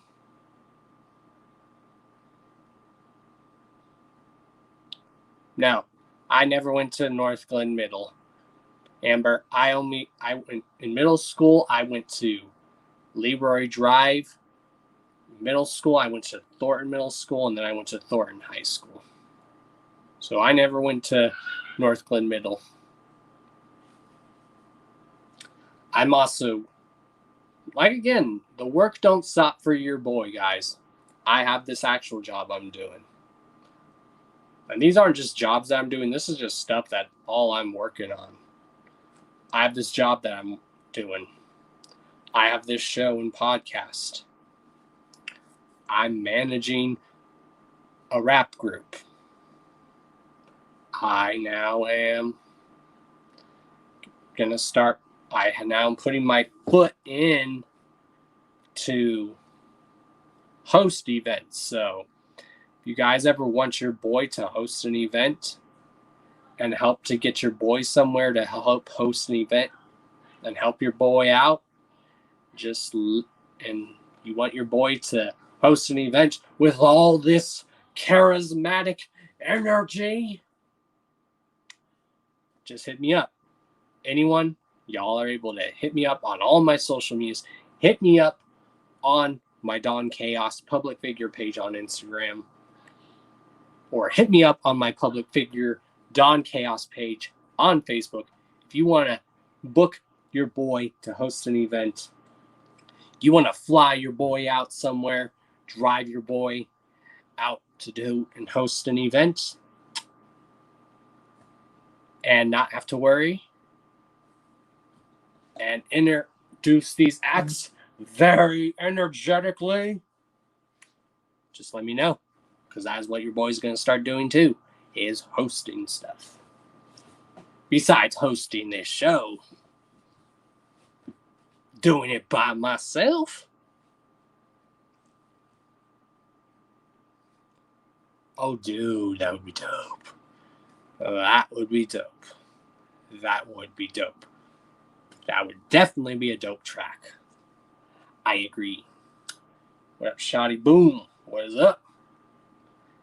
Now, since I am in a different location right now, I'm not normally in the Chaos Lair, so I am not doing the giveaway for the Forever Face, the All Azuli Lu mask tonight. I am not doing that tonight, but I will do it, the giveaway, on the Hours of Chaos podcast after the gathering. So after that week of the gathering, I will be doing that. It's because I am not at my actual crib right now. I am literally somewhere else right now. But the good news, y'all, is you will get another chance to hopefully win. So if you guys are not entered in the giveaway, you still have until the Hours of Chaos podcast, the week after the gathering, to be entered. So all you gotta do is just go on my video, my recent unboxing video I did for All Azuli Lu, where I did the unboxing for the Forever Face. All you gotta do is comment in there and say LLE at Long Live Evil, and you will be automatically entered. I know I was supposed to do that giveaway, but just think, y'all, you guys still get another chance to win. You have until 2 whole weeks now. It's because there's so much going on right now, y'all. Like I said, your boy is constantly working, even when your boy recently got a new job. And besides work, my actual work I come home, your boy does not relax. Work don't stop. I put in stuff to perfect this show. I put in promo stuff, how I'm going to promote someone. And I reach out to people who want to be on the show. And yeah, that's how it be. Even besides doing my actual job, y'all, the work don't stop. The work don't stop. There's a reason why this show's been putting in strong for 4 years, y'all. 4 years. Next year, the Hours of Chaos podcast will be 5 years old, y'all. 5 years old. Holy shit. What underground show, anything, or all that happy jazz can y'all name that's been putting in work for 4 years? 4 years, y'all. So yeah, link is sent to Politicize. Now we're just waiting for him. He's going to come on here and promote the album Riot, which just came out. If you guys have it, go ahead and order it. Do it. Team Hecka, y'all. All right, y'all. Let me see if you got it. I don't have a vacation home. That's purely speculation. Maybe eventually, with all the stuff I've been doing, all that hard work and grind, who knows? Maybe I will get a vacation home. Oh, yeah. Of course, I am definitely gathering, Shoddy Boo. I am definitely gathering. Why? Because at the gathering, that is where I'm going to receive my Replicon Radio Award. I'm going to meet up with them at the gathering. They're going to give it to me at the gathering. There's going to be footage of me getting it at the gathering. There's going to be pics of me receiving it at the gathering. Yeah. And I'm still getting messages and even stuff when I go live telling people congratulations. I didn't just win, y'all. We did it. Just remember, I didn't just win. We won. We did it. We did it. Just know I've been putting in work for this show for 4 years. Doing it on my own. Yeah, I do. Who knows? Maybe with everything I've been doing, I will get a vacation home. Maybe I do now. Maybe I don't. There's a reason why my name before the word before chaos is Dawn. Just saying. Just saying.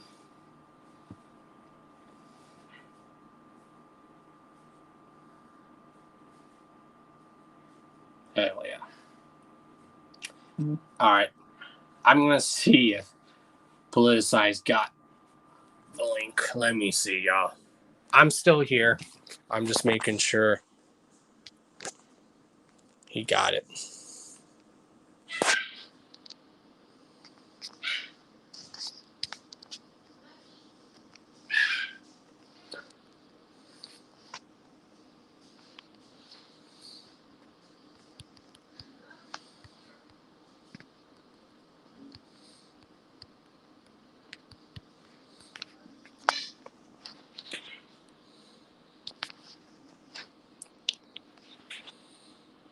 Thank you. I appreciate that.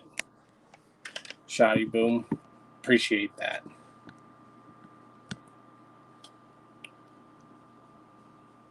So, yeah. I just sent it to him on Instagram, too, so I sent it to him on Facebook and Instagram. Let's see which one he answers first.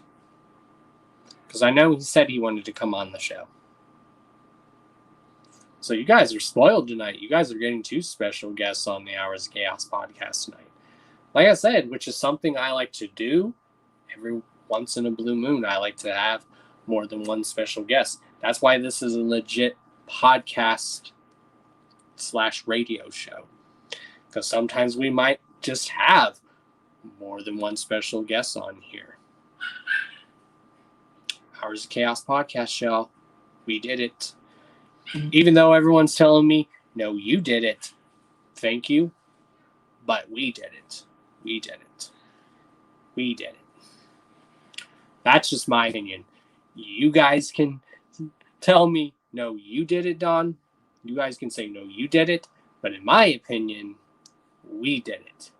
We did it. I'm not going to put myself on that pedestal because I am not like that. Everyone keeps telling me, no, you did it. My opinion, we did it. That's just how humble I am. That's just how humble I am, y'all. And you guys can feel that. For those of you who watch the show, those of you that have met me in person, you can just feed and feel off that energy.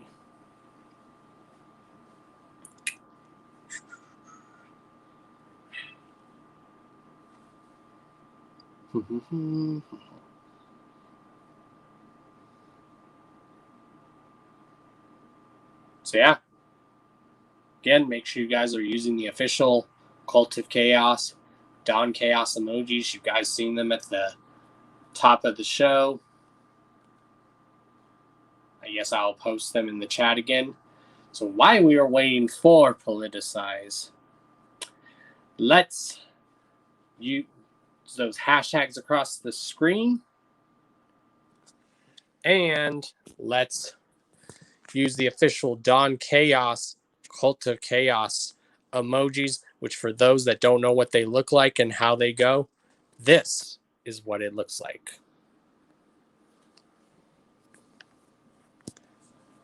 And if you don't know, now you know.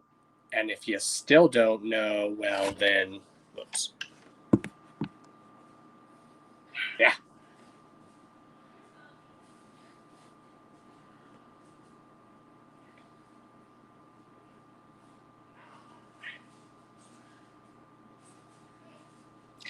Now, there's not going to be an Hours of Chaos podcast after show because I do have to get up extra early to go to work, because now with this new job I'm doing, I have to get up extra early to go to work. But it's a good job. It's a 40-hour job. It's a 5-day job, pretty much the average job. It pays good. It pays very good. Not going to tell you how much it gets paid, but it pays really good. That's all you need to know.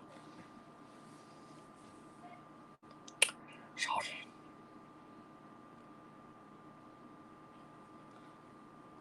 And yeah, we are just waiting for Politicize. What is going on out there?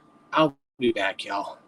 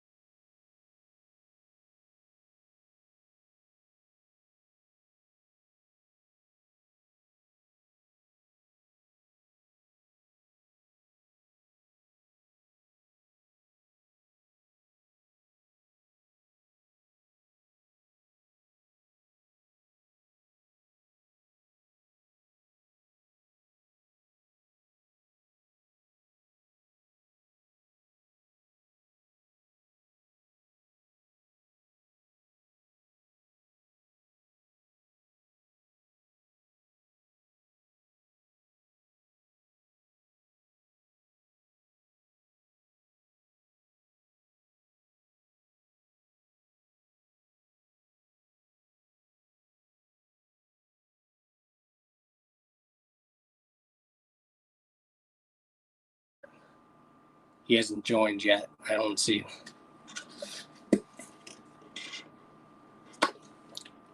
And I had to get my drink.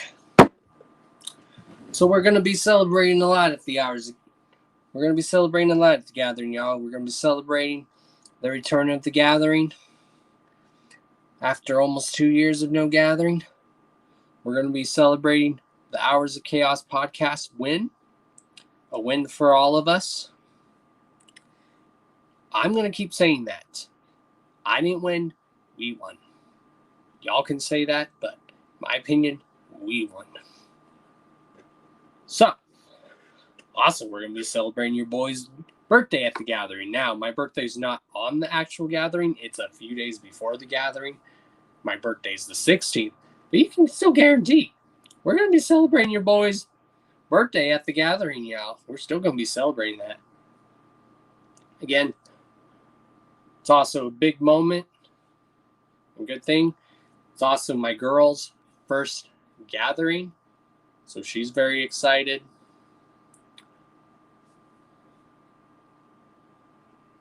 Thank you.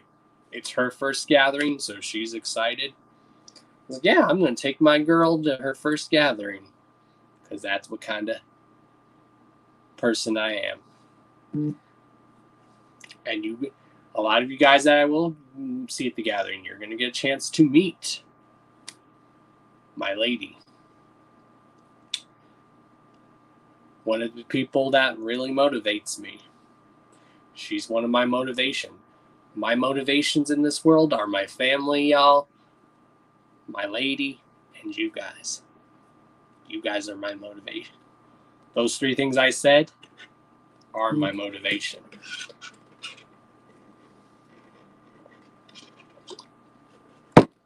And babe, if you're still here in the chat, I love you.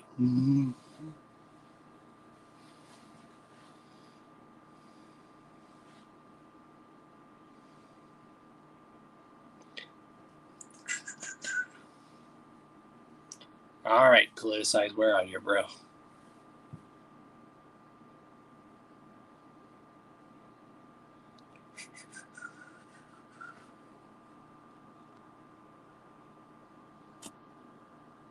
Nope, don't have any. No. Thank you, David. Thank you. I will. I will.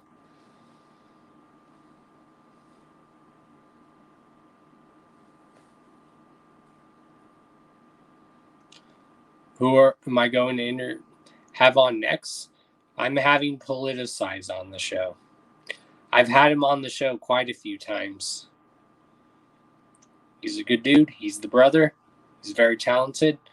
He just dropped a new album titled Riot. So if you guys haven't, go check it out. Or if you want to listen to it, go download it. It's called Politicize Riot. And if you enjoy the album, go pick yourself up a physical copy. The official Politicize Riot shirts are being printed. So be on the lookout for those.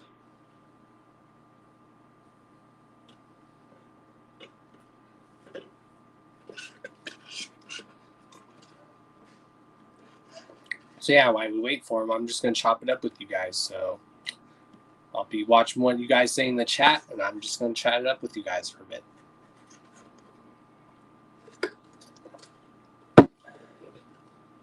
So whatever y'all want to talk about, just leave it in the chat.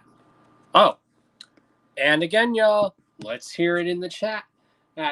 For anyone bitching about the lineup for this year at the gathering, we have 2 words for you. Chat, what do we got to tell them? There's actually 2 words, and then there's other 2 words. So the other 2 words are stay home, and then the other 2 words are, no, that's one. We have 6 words for also. The 2 words are stay home, and the 6 words are shut the fuck up and gather.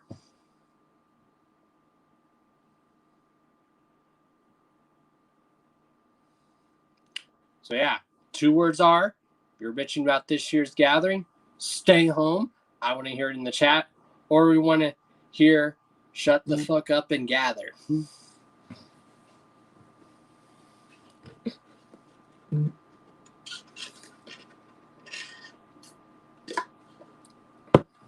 Oh, yeah. And that's why I'm excited also for the gathering, because I'm meeting a lot of people that I've never met. And then I'm seeing people that I have not seen in a while. So it's the best of both things for the gathering. You're meeting people you've never met before, and I'm meeting people that I haven't seen in person in a while. So if anyone is actually going to the gathering this year, just approach your boy. Let me know who you are so I can put a face on the name in the chat. And just let me know who you are. Give a dab. You want me to do a short video just chilling with y'all? Let me know. I'll do a short video chilling with y'all.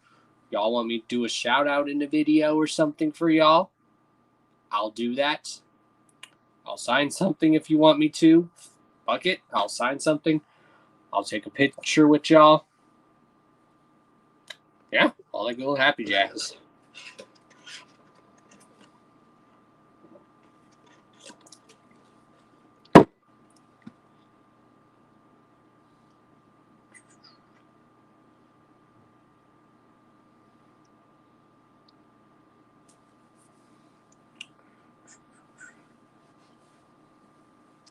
Yeah, your boy's going to be mobbing at the gathering, y'all.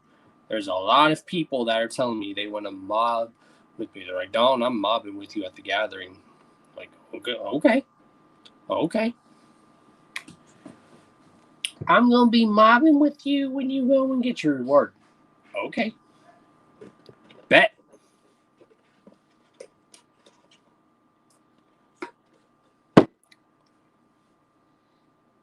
That's something I'm working on too, is my new setup. For when I do my show, I'm working on my new setup.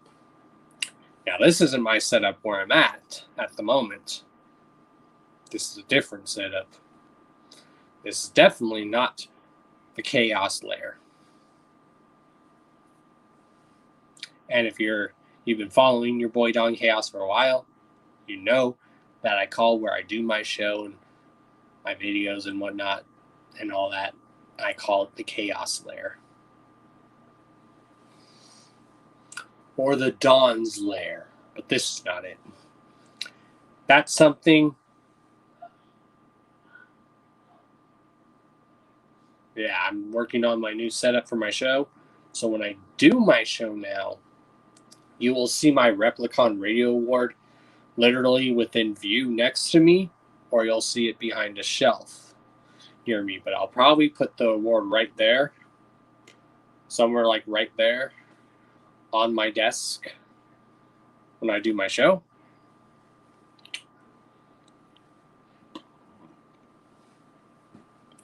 I'm still shocked that I won. I still can't believe it. I can't believe it.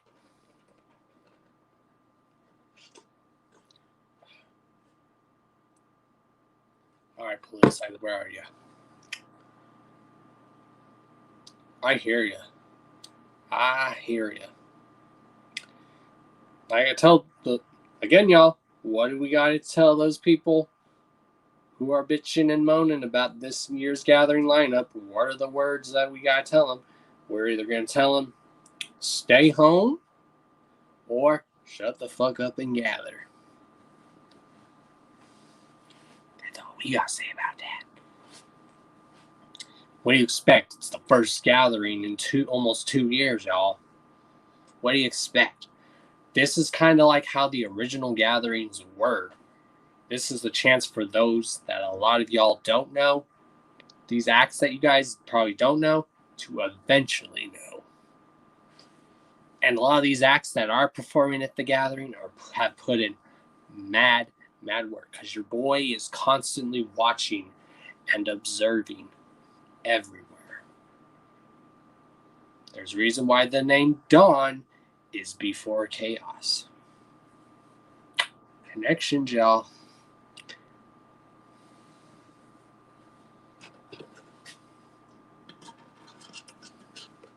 The Dawn of Chaos. The Karma Millionaire.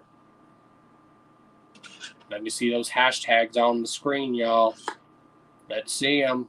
Come on. You know you want to. Haha.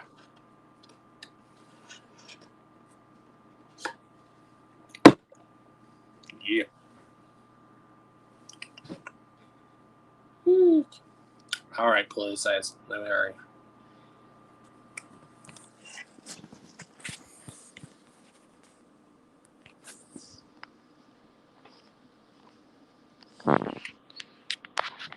What is he doing? Hold on, y'all. Because I can't do this all night.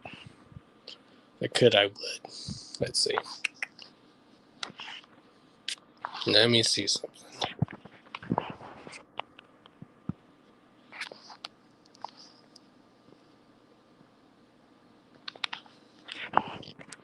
All right. That's one of the people I'm excited to see too at the gathering. Oh.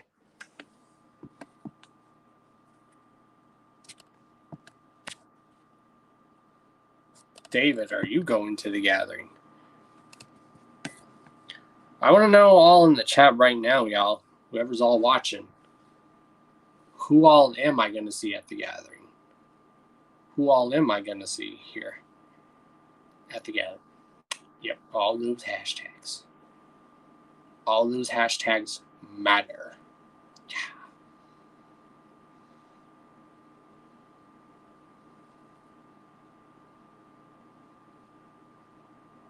Nah, they don't matter.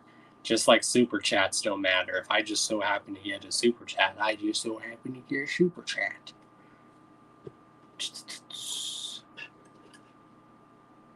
So yeah, why we wait for politicize? We're just going to chop it up and make this kind of the after show a little bit. Why we just chop it up and talk, y'all. So keep chatting in the chat, y'all. Give me stuff to talk about.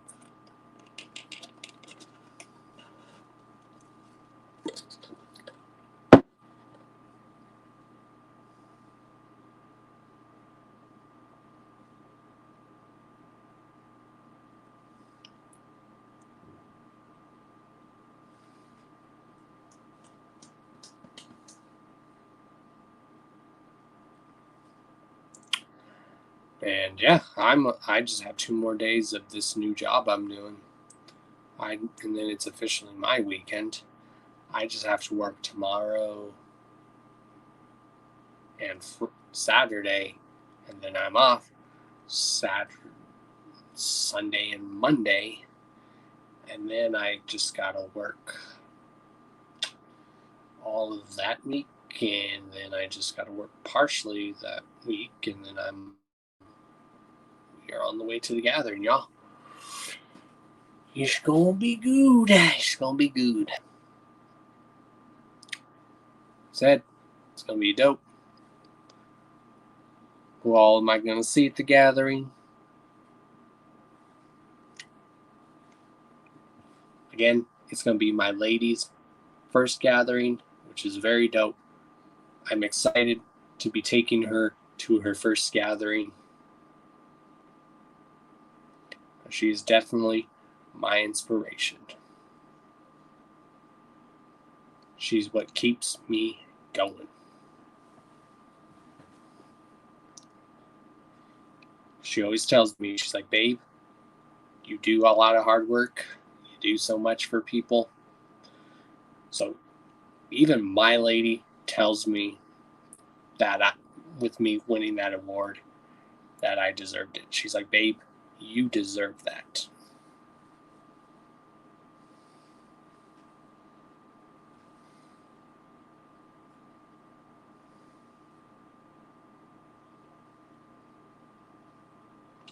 And I guess it's 3 times the charm, for those that don't know. I was actually always on that category for best radio show podcast of the year. I was on there for the 3 years because this is the 3rd year that Replicon's done it. No, it's the 4th year? How many years have they done it? Is this the 3rd year or the 4th year? So I think it's the 3rd year, if I'm correct.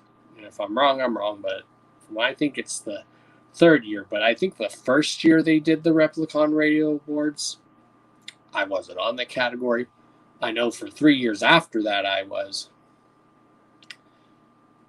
on there that 1 year. The 2nd year, I didn't win that. 3rd year didn't win.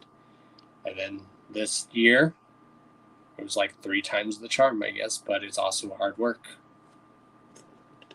Yeah. People give me so many props, y'all. It's crazy. It's just the amount of karma. That's why I just give back to y'all. I just resonate and just give good karma to everyone. Like I say, don't ask for anything. If I just so happen to get something in return, cool.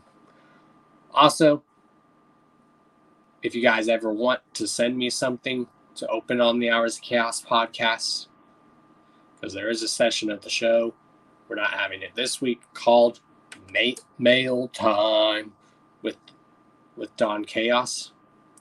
You guys ever want to send me anything to open on the show, just let me know.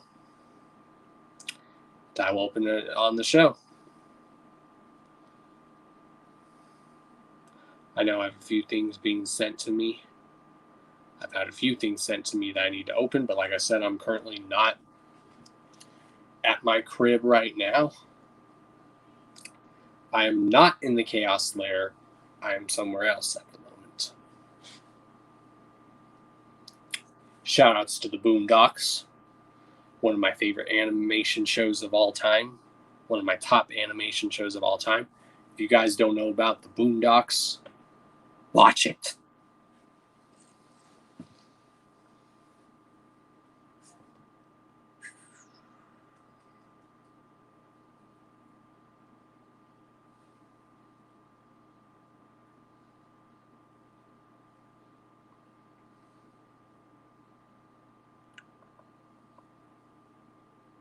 Trying to think. What else do you guys want to talk about? What else y'all want to talk about?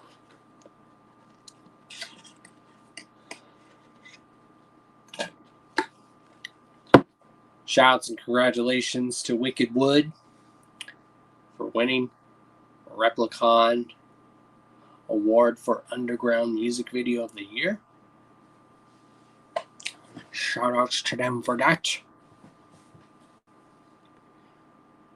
There's a lot of people that I'm associated with that are winning these awards, y'all. We had Wicked Wood win an award.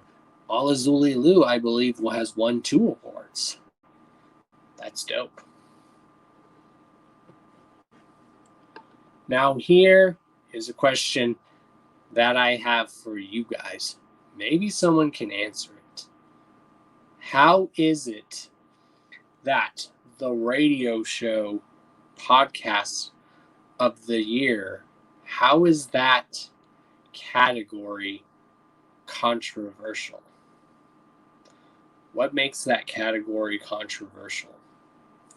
Can someone answer that for me? I've never understood why it's the most controversial always poll. I've never understood that, why it is.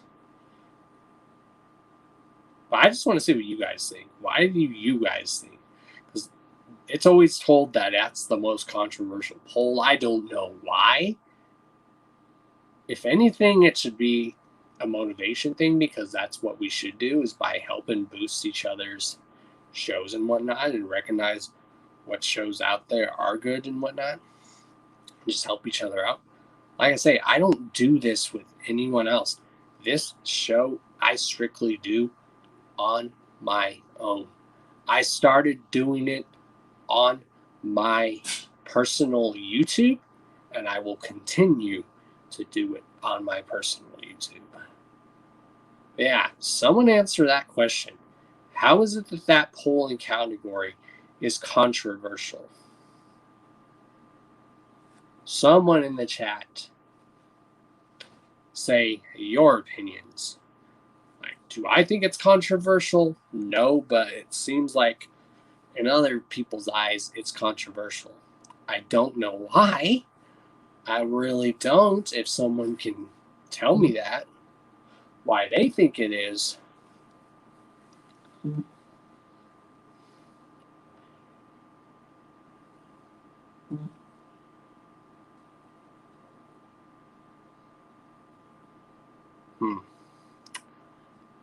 Gotcha. That's what Shoddy Boom thinks. Okay. I think this year showed real recognize real this year. I think that's what it showed. Hard work pays off, y'all. 4 years of this show pays off. So thank you, Shoddy Boom, and everyone for the support.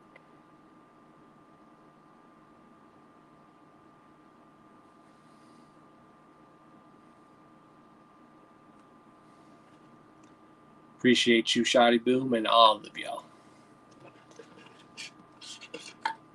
I'll just say it again. You guys can tell me you did it, Don. A lot of people are going to continue to probably tell me this. You did it, Don. You guys can think that. And if you do think that, thank you. But in my opinion, we did it. We did it. In my opinion. Because I'm so humble. I'm too humble of a dude, y'all. I will continue to say we did it. Even if everyone else continues to say, no, you did it. I will continue to say we did it. Because I'm that humbled, y'all. I am that humble that I don't want to put myself on that pedestal. Because I'm you guys. I am you guys. I'm just me. I'm me. I'm going to continue to just be me. I've always known that. That's all I've known my whole life, is to just be myself and say what I think about stuff and share my passions and interests with y'all.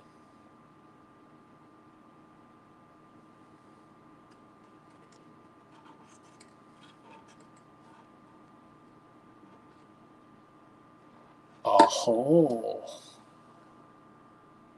Oh. Oh.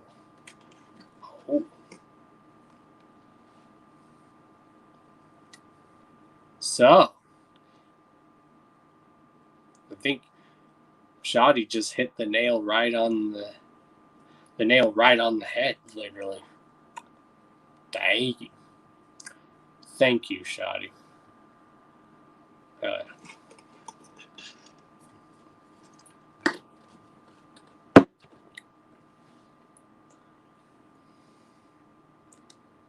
Like I say, I don't care how many people watch the show. I really don't. I don't care about the views. All I care about is just speaking what I love and all that, and having people here on the show to have them reach out to a brighter audience. I like to help those people out and give back, because that's what the Hours of Chaos podcast is, y'all. It's not just me giving my news on anything going on in the underground and the juggalo world with you guys. It's not just me doing that. It's me giving a platform for people to promote themselves and to help promote those people and build those connections with people. Because there's a lot of people that I know in this industry that deserve recognition, and I like to help people out because I am that humble of a motherfucker, and I don't ask for anything in return. If I just so happen to get something in return, cool. If I do get something in return, cool. If I don't, cool. If I just so happen to get a super chat, cool. If I don't get a super chat, cool.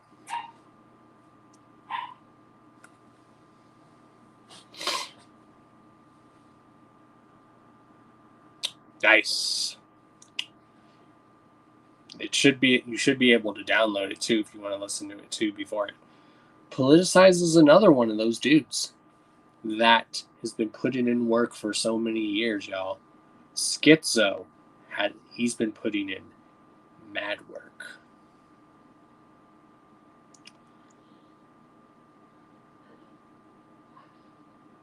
What is going on here? Sorry.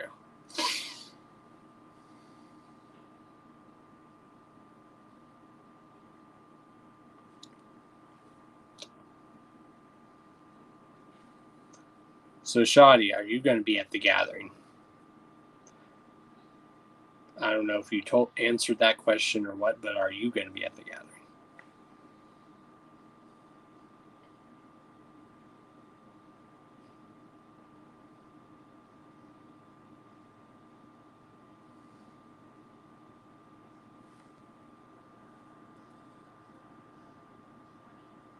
Okay, I already showed that.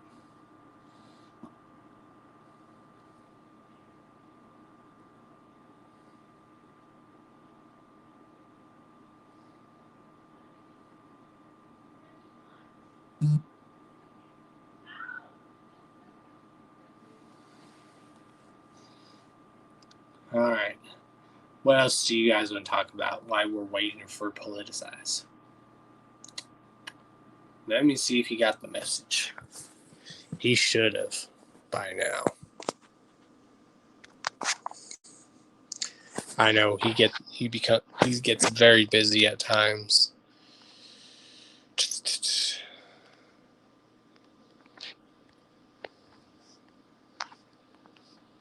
Hold on now.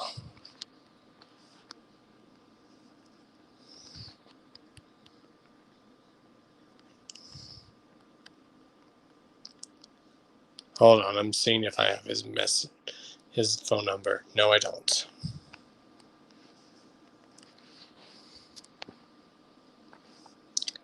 I thought I had his number. I don't.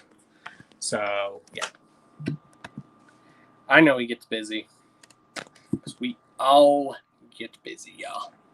We all get busy. What else do y'all want to talk about? Oh, nice.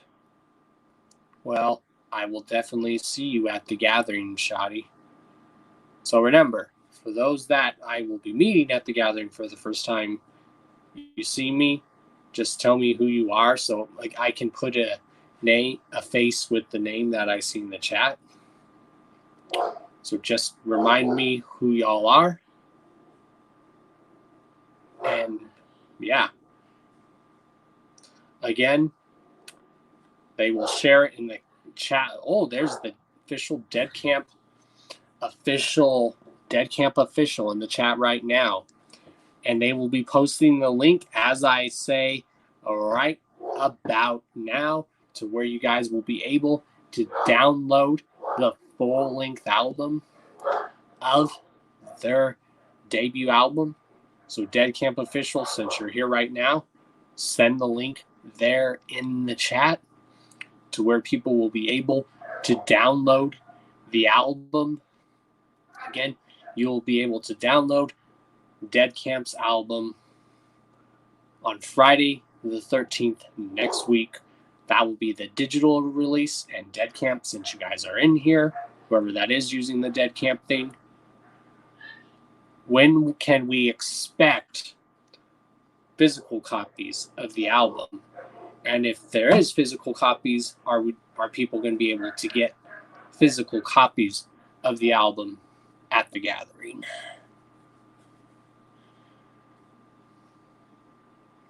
Like I said, Shoddy Boom, you want me to sign something? You just want to take a picture with your boy? Because that's one thing that people like to do at the gathering. They like to take pictures with each other, just chilling with people, and videos.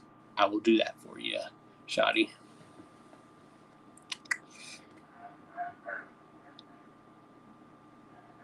Next week? So next week we can expect physical copies, not just the digital download. Am I correct? Whoever that is using, okay, I can show that. Okay, y'all, the official release date is Friday the 13th. Perfect. Date, next week. Okay, y'all, here we go. You guys will be able to get physical copies by the 7th of September next month. And by then, we should, and I believe currently, we are working on the website right now. The web store. We're building all the social medias everywhere. We've been doing a lot of crazy stuff, y'all. A lot of work. No one ever says being in the music industry is easy, or the entertainment industry is easy. But guess what, y'all? It may not be easy, but it's totally worth it in the end.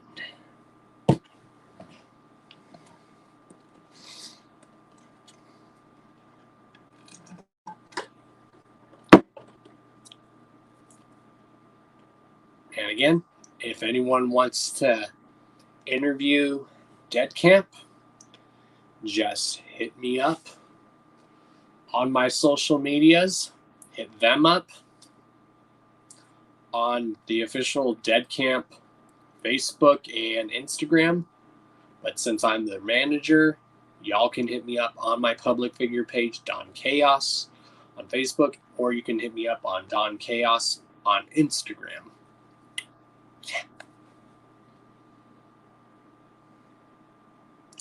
Yeah, make sure you guys definitely check that video for Bodies in the Basement. Run up the views on on that, y'all. Share that video everywhere if you guys can. If you guys can, share it everywhere. We're coming, y'all.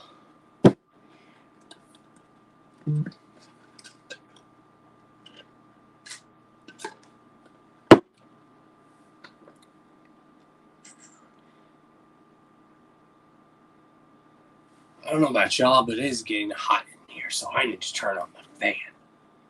Because of all the dopeness and fire that's about to drop. And I gotta go to the restroom. So I'll be back, y'all. Don't go anywhere. Mingle in the chat. And then by the time I come back, we can have more to talk about in the chat. So I'll be back. Turn on this fan as well in here because it is hot out here.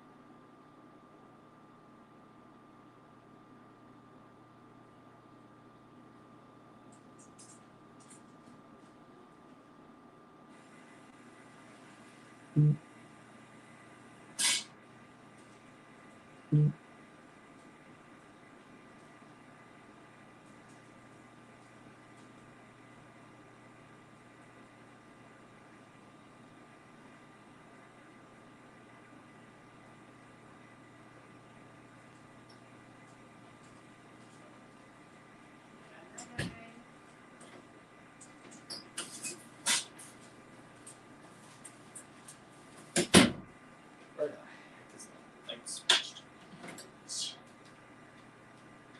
Alright, turn that on.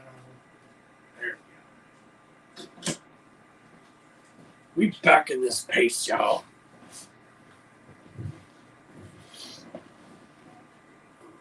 Alright, we're back.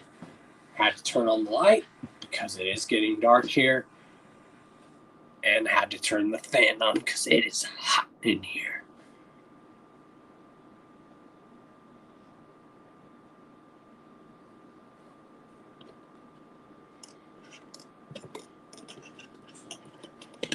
Okay, y'all, what do we want to talk about?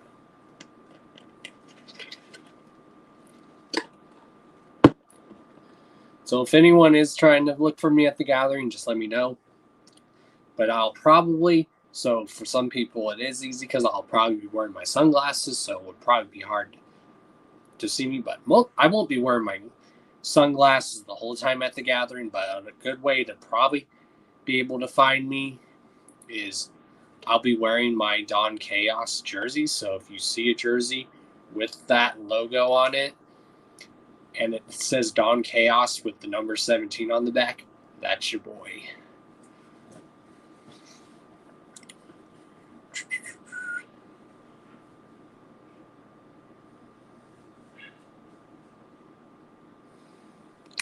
So what else do we want to talk about tonight?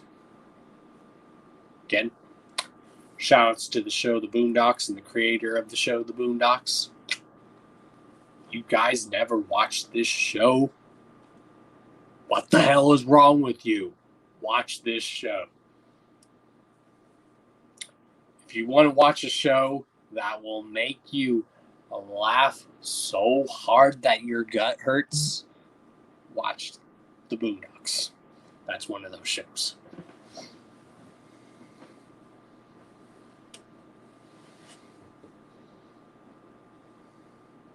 Or you like a show that has this kind of humor and you know pretty much the kind of humor that's on that show that's relatable, you'll like the show. You'll get a good laugh out of it.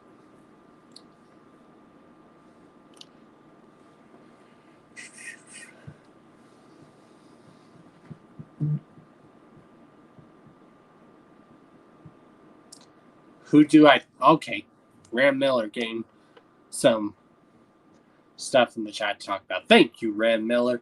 What is up, Rand Miller? Rand Miller in the chat, y'all. Can't wait to meet you, Rand Miller, if you're at the gathering. Who do I think will return in JCW? Maybe purely speculation, but since there's an event going on called Legends of JCW, that makes me wonder, is Evil Dead gonna make a return at JCW? Madman Pondo, possibly? The Necro Butcher? Maybe Sabu? Who knows? Oh, yes. Shockwave the Robot. Yes. Shoutouts to Shockwave the Robot. Do. That's my sucky version of the robot. I used to be able to do the robot good. Fun fact, y'all. I used to break dance sometimes when I was younger. Now, if I was attempting to break dance, I'd probably break my neck doing it. But back then, I could break dance and do some break dancing and potlucking stuff really good. Now, I'd probably break my neck doing that shit. I mean, I still got good dance moves, but as far as like break dancing a little, I'd probably break my neck doing that shit now. So I'm not going to do that shit.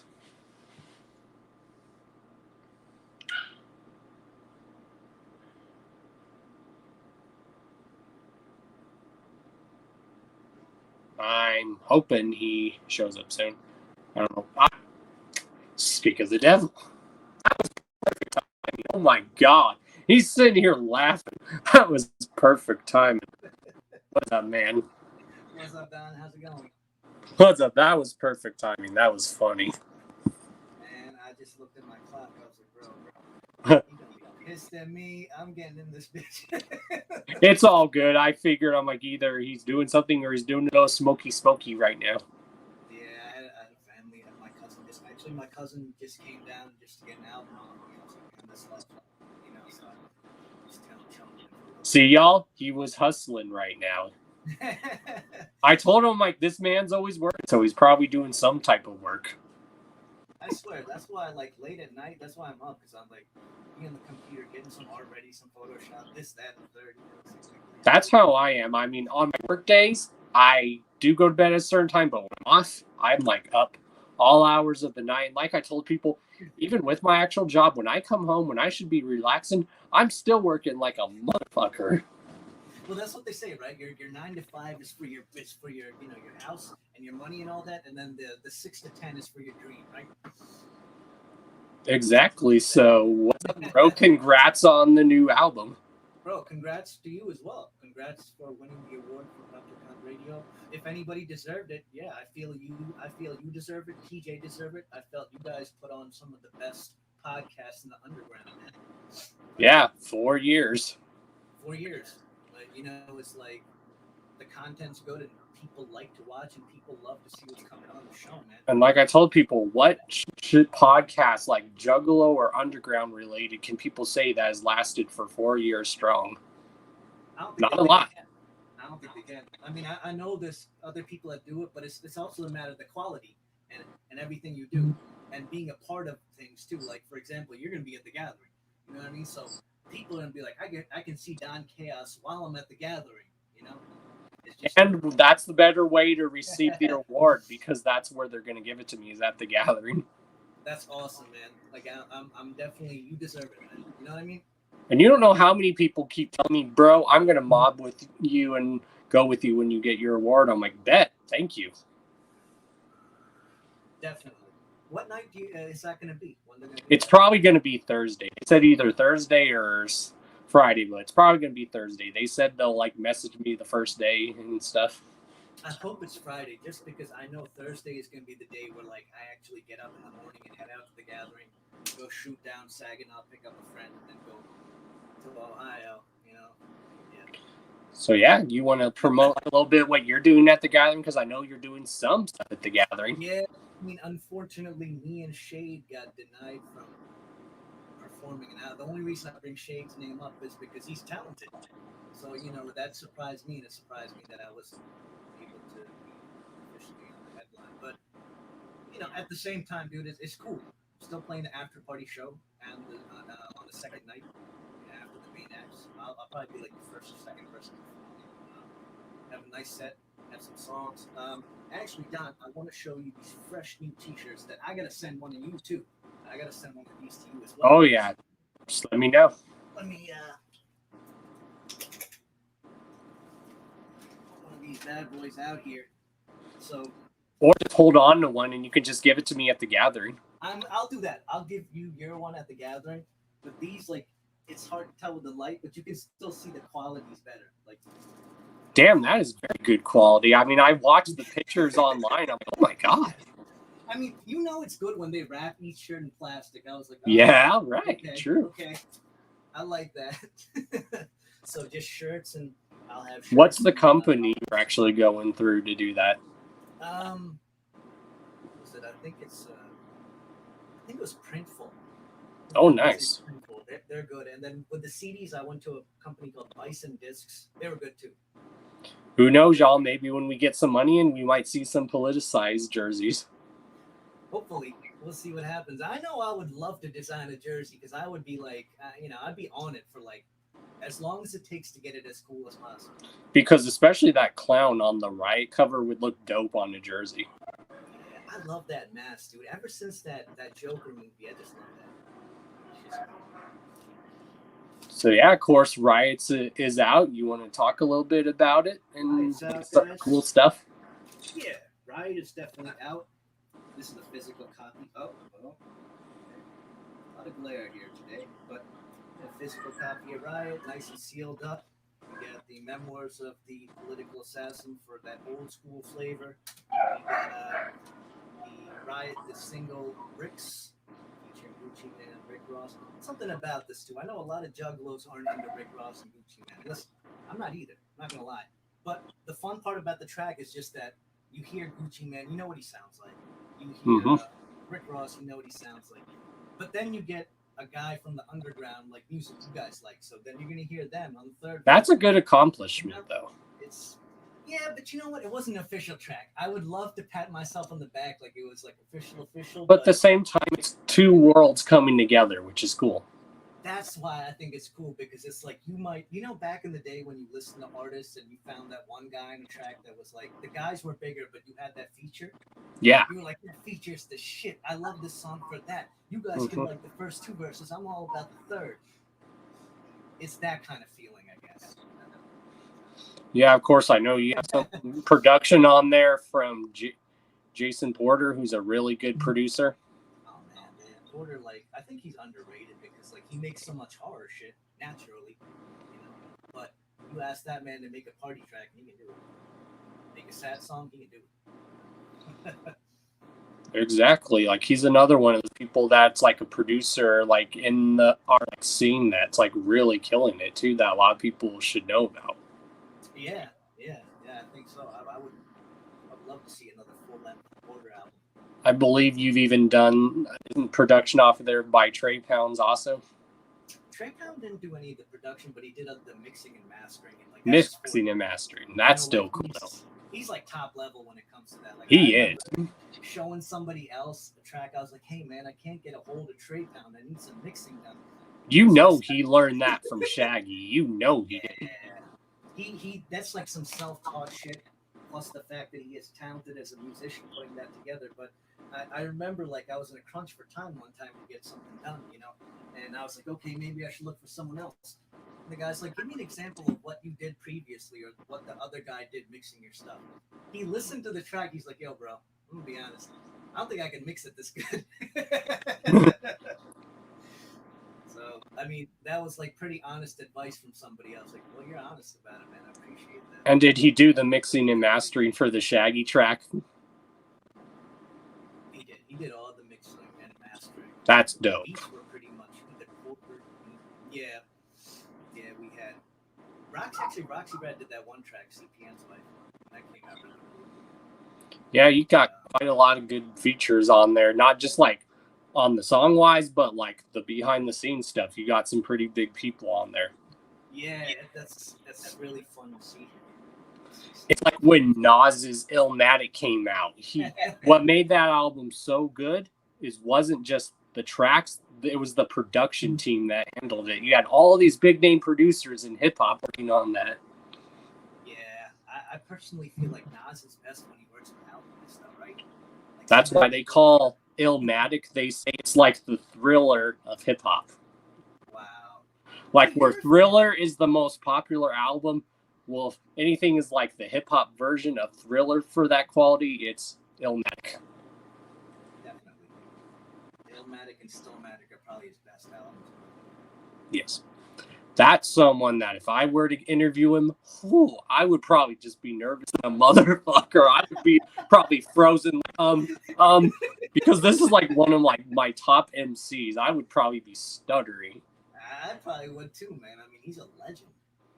I mean, I'm amazed I was able to control myself when I was interviewing Flatliners. That was crazy.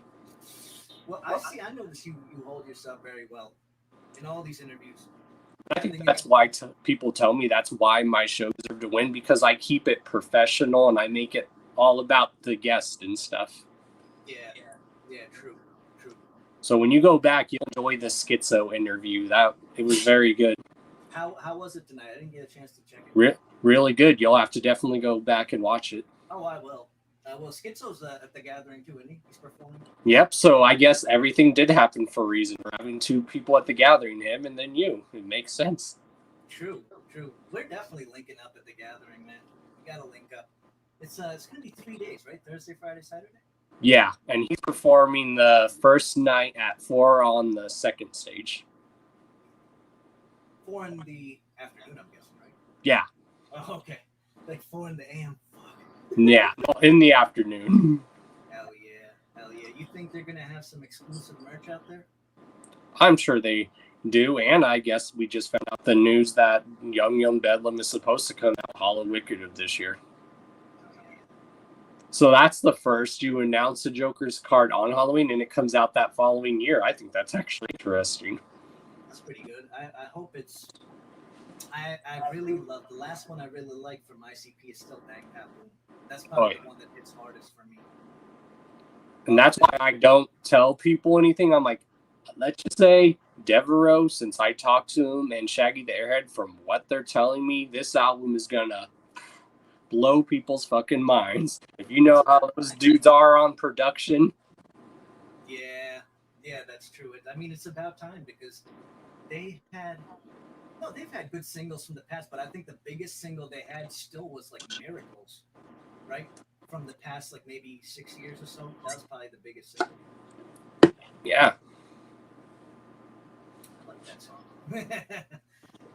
Like I tell people, this gathering feels like the original gatherings. There's a lot of people that are like well known in our scene, and this is a chance for them to perform on a brighter stage. So I tell people, for those bitching about the lineup, this is just like how the original gatherings used to be. I was like, if you don't know who these people are at the gathering, I know a lot of these people, and you guys are gonna know now. I mean, everybody, like, on the main people that are at the gathering, if you know ICP and you've been listening to that kind of music, you should know pretty much all those guys because they've almost... Yeah, so this gathering is literally a very Juggalo gathering. It is. I'm actually excited to see Vanilla Ice. Me too. I'm not going to lie. I grew up on Vanilla Ice. We all did, whether we want to admit it or not. I'm telling you, the second he performs Ice Ice Baby, I'm going to see if I can still dance like a motherfucker like I used to. I won't break dance, though, because if I were to try to break dance now, I'd probably break my neck. But if I was younger, I could still do it.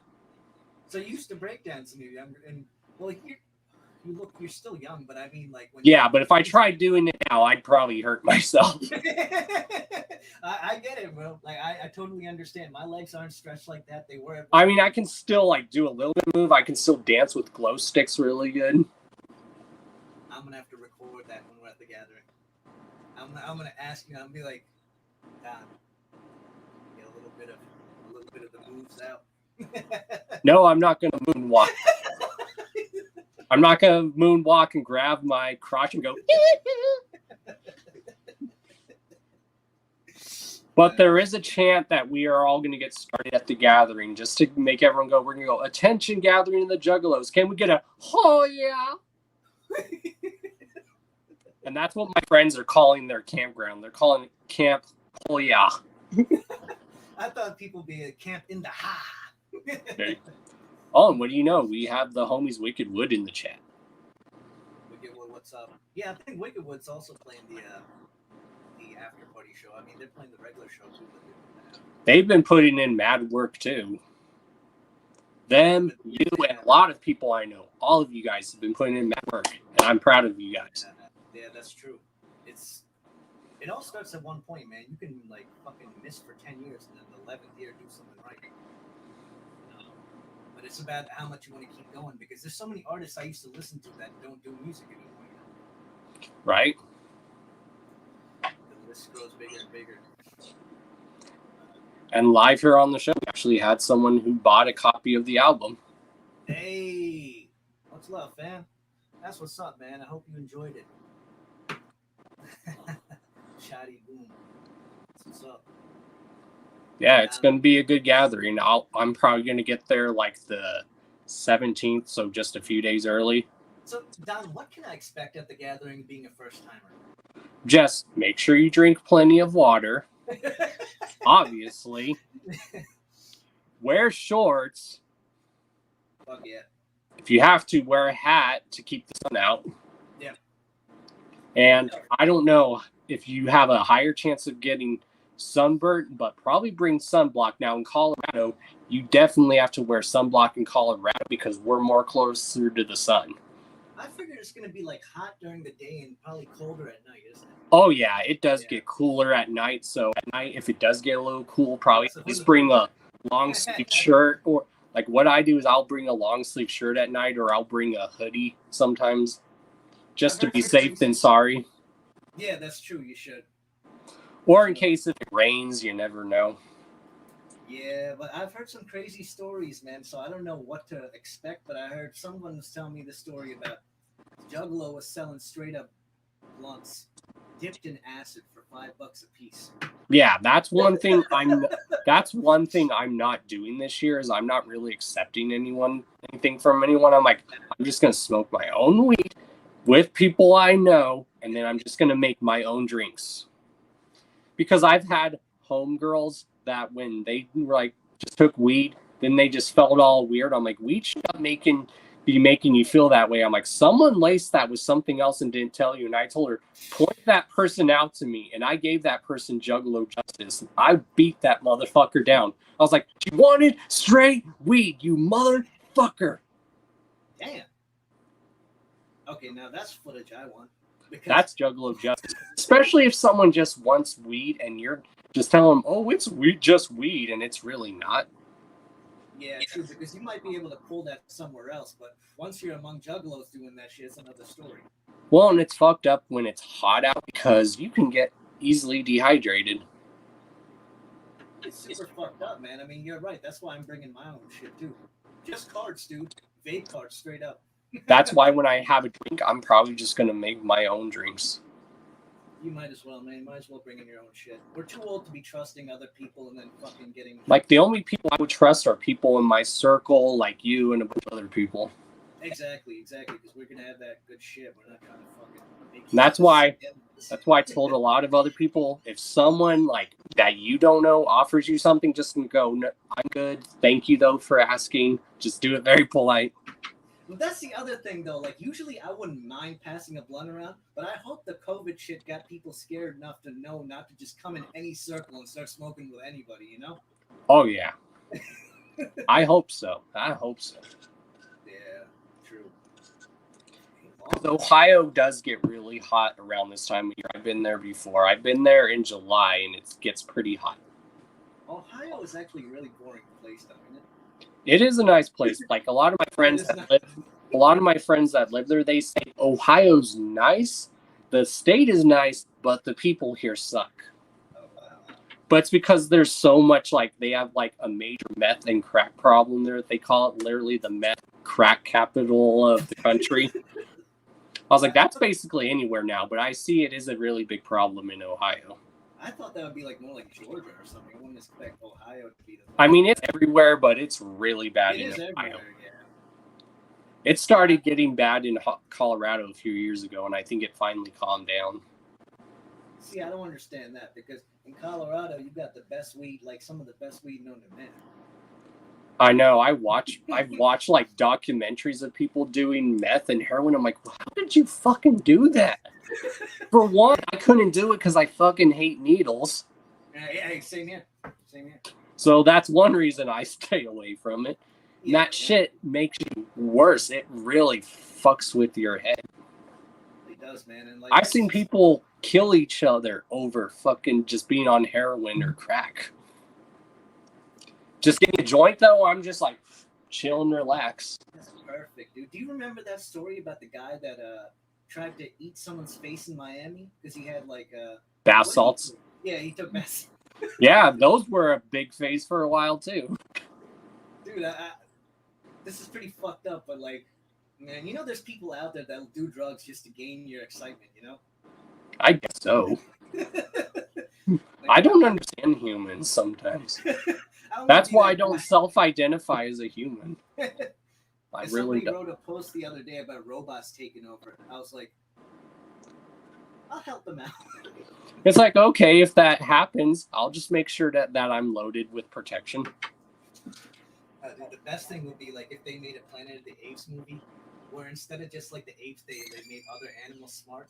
And we decided as humans that a lot of humans are scum, so we're going to roll with the animals. Well, and they say the future possibilities, Planet of the Apes, there's a more possibility that could happen. And then when it comes to like machines, they either say Terminator is more accurate or it's the Matrix. But Terminator is probably more accurate than the Matrix. But who knows? That's one of my favorite movies of all time. Terminator 1 and 2. Oh, yeah. And I love those Matrix movies. Like, I don't ever tell anyone what the plot is. I'll just sit them and watch them. Like, just sit and watch it. It will make you go, holy shit, that makes me wonder. I'm like, yeah. So that's why I don't tell them what the plot is. I just let them watch it and like, you know what? I wonder. It's like, yeah, I know, right? The scariest videos based on that are like videos on YouTube that say like glitch in the Matrix. And you're basically watching a video where a car is supposed to be moving, but it's not. Or there's like a helicopter, a plane in the sky, and it's just stuck. And you're just like, fuck. Like, I know if I saw that and I was not high, I would probably freak out. Like, what the fuck is going on? You know? Right? That's some trippy shit. That's some trippy shit. But that's the fun thing about the gathering. I bet there's so many like-minded people that want to talk about this weird shit. Oh, yeah. Like, there's been times where I'm just sitting, just smoking, I'm just chopping up with people. We're just talking about some crazy-ass shit, but it's stuff that how we feel like, you know what? I wonder, are we maybe plugged into a computer and we just don't know it? They're not giving juggalos enough credit, man. We do think about shit. I mean, look how much people are now starting to believe the theory that maybe this is another universe and then there's other universes. Like, somewhere there's an opposite version of me and you. Like a multiverse, right? Yeah, and there's people, I laugh when people bring that up when they watch like a Marvel or DC movie. I'm like, Marvel and DC has touched on that subject for years. That's nothing new. Well, see, that's the problem. Like, you have to look in entertainment to find truth. You know, like if, for example, they never believed that you could manufacture weather. You know, like they used to have HARP, which did that as a government organization. People are like, yeah, that's just all movie shit. Later on, we just found out last week that they made it rain in Dubai because there was so much heat. They needed rain, so they made artificial rain. Mm-hmm. That's why I think when people watch a comic based on a superhero, they're like, this isn't based on that character. I'm like, but what version are you thinking? Because if you're a nerd, you know there's more than one version of a character out there. Yeah, but you know what, Don? I'm sick of the evil Superman characters. They do that so much. I'm so tired of that shit. I was like, I agree. I'm like, yes, the evil Superman is awesome, but let's see an evil Batman for once. Because they touched on that. They've made it. They're thinking of making it into an anime movie where there's the alternate universe where Batman is actually the villain and the Joker's actually the hero. watching the Joker movie, that's how you felt anyways, right? Well, like they say, when you're younger, you root for the heroes. As you get older, you understand the villains more and you sympathize with them. Yeah, that's true, because you get to see, like, wow, like, while watching that Joker movie, I'm like, dude, this guy's mother, like, had him. She treats him like shit. His coworkers treat him like shit. It's very relatable. It is sad because, like, he has nothing, literally. And even when he thinks he has nothing, he finds out he has even less. And then it's trippy when you're like, oh, him and this girl really do have feelings. And you find out, oh, it's just all in his head. It's what he thinks. It's trippy. I was like, God damn. Did you catch that? Like, did you predict that while you were watching it, or you didn't see that? I was thinking it, and then I didn't. And I was like, oh, it was all in his head. There's no way that was real. Yeah, I didn't predict that, dude. I can't believe I didn't. I was like, oh, shit. I've seen, like, Fight Club 50 times. Why didn't I figure this out? Oh, we have a question for you. How long will the CD be on the big cartel store? Oh, no doubt, man. That's up for good. Hopefully that stays until I do bigger and better things. But it's always going to be on there, man. I'm keeping that up there. It will always be available. Yeah. It'll be available. Like, you can get it digitally if you want to. I've even told people I got it digitally. Like, listen, like, if you got it digital, send me a message. I'll send you the Bricks mixtape and some stickers if you want. Like, I don't care. However you want to do it. But that T-shirt only comes in the Riot Gear edition. Oh, yeah. And I do have something planned, but y'all will just have to wait and see. Gotta wait and see. The good stuff is worth waiting for in life. We have Chrissy in the chat. What up, Chrissy? I love that Alice in Wonderland image. That's dope. Alice in Wonderland is dope. That's another movie or story that's fucked up as hell. It's so fucked up because that story goes so well with conspiracy series, like that whole in Wonderland idea. Like, they use that for brainwashing, and if you read that stuff, it's like Wizard of Oz. It's good, but the actual story of Wizard of Oz, it's fucked up and dark as shit. If you think about it, in that time period when that movie was made, it was ahead of its time. Exactly. That's why I told people, if you read the book before you watch the movie, the book is fucked up. I haven't read the book. I should, though. Just like if you've read the Alice in Wonderland books, they're very fucked up. A lot of Disney movies are based on fucked characters because yeah, a lot of these movies they do are based off really fucked up shit. Like, if people only knew, Fox and the Hound is already sad enough, but the actual story of Fox and the Hound is more fucked up and dark. Yeah, like even Hunchback of Notre Dame. The actual Hunchback of Notre Dame was a rapist that hid in that place. I mean, a movie out of a rapist. I mean, even the actual animated movie is still pretty dark for an animated movie. Is it? Because it deals with a certain topic. Because you know how religion is a sensitive topic, so that's why it's dark and serious. That's true. They did take it there, but well, you're in a cathedral. So that's why some people say it is Disney's darkest animated movie, probably, because it deals with a real touchy topic. Disney's been making bank on those live action flicks, though, man. I mean, I would like to see a live action Hunchback of Notre Dame, but if it follows the actual story where they make it more dark, it might be entertaining. They easily could make a Hunchback story that has nothing to do with Disney. Like, if some other producer made it, I mean, I liked the live action of Beauty and the Beast because it actually did follow the actual story, and it was still pretty dark like the actual story. It was pretty good. Grown man shit, I still liked it. I liked all of them. I liked Lion King. I liked Aladdin. They were great. Even Aladdin, the real story of Aladdin is fucked up. See, like, that's the thing. You gotta read these real stories because I don't know any of the real stories.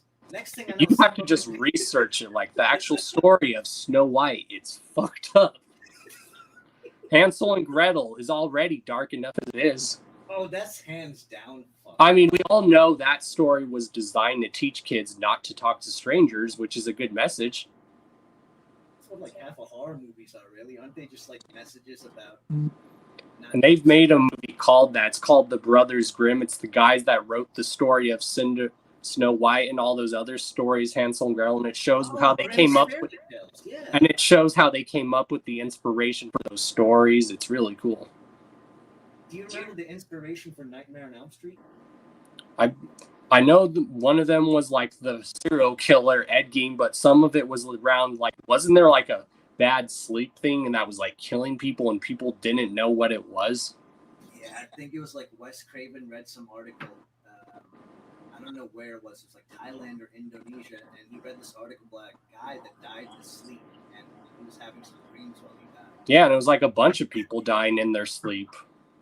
That's freaking crazy. And it was always a bunch of people claiming there was some demon or something after them or something. That shit So is it- real, man. I was actually talking about that with Ned from Underground, Australia. We Mm-hmm. were talking about ghost stuff, and like we were talking about different experiences we had, man. I'm definitely a believer because I've had it. Oh yeah, I've had experiences many times. I still get them occasionally every now and then. Really, when's like the last time something like that happened?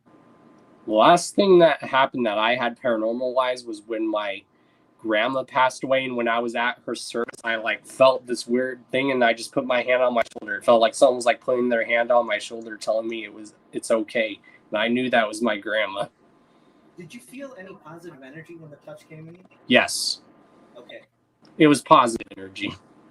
I understand that. I've had almost this very similar experience to that, and I kind of wanted to know, like, because obviously no one physical is touching you, but that energy that touches you, it actually gives you a sensation of peace and calm. Mhm. Yeah, it's crazy. Like me, I'm that type of person that can like just feel energy from people, like just by shaking someone's hand. If they have that positive energy, I'm like, this person's cool. But the second they start giving off weird vibes, I'm like, okay. Isn't that a gift and a curse? What? Isn't that kind of like a gift and a curse, though? It is. It's a gift and a curse at the same time. But it's a gift because then it knows who you should associate with and who you shouldn't associate with. That's true. Feeding off energy or being able to tell what kind of energy is in the room is not something everybody can pick up on. But I pick up on it too, and that's why I said it's like a catch-22, good and bad. Oh, yeah. And did you hear, you can tell Hollywood's running out of ideas, but there's literally going to be a horror or a thriller called Karen, and it's exactly what the movie's about. Karen. I was like, okay, I understand it's with the times, which is clever, but at the same time, that is very shitty, lazy movie writing. But hopefully the movie will send a good Don't get me message. wrong, like, I said, if anything, this movie is going to piss off Karens, which will be funny. that's okay. I figured they need a bigger cage at the gathering in case there's Karens there. There probably is going to be a bunch of Karens there. There's already a bunch of Karens complaining about the lineup. Yeah, that's true. I didn't really care, man. Especially for me, being like the first time I'm going to the gathering. This is a hell of an experience, you know. Exactly. And even though you're not playing the main show, you're still performing. So your first year, you're still performing. So it is good. Yeah, that's why I wanted to go, because I was like, listen, if I can perform and enjoy myself at the gathering at the same time, it's the perfect reason to be there. You know? And after parties or even parking lot parties are where it's at. That's usually where it gets popping too after everything's not going on. Do any of the main artists ever come to hang out? Oh, yeah. There's been a few like after parties that I go to or like late night parties that I went to. Like there was 2 that I went to for my first gathering where Ouija was performing both and he would just show up and do a quick performance. It was cool. Do any of them like actually chill with the people and just smoke blunts with them and that kind of Oh, yeah, they do sometimes. It just all depends. Don, I'm not going to lie. I'm going to get Vanilla Ice's autograph. That sounds like a Mark thing to say, but I'm getting that man's autograph. I'm doing it. I don't blame you. I really don't. Yeah. I think it's going to have to be that double out, that bipolar album he came out with, his last big one. That album is dope. I love that album. I love that album too.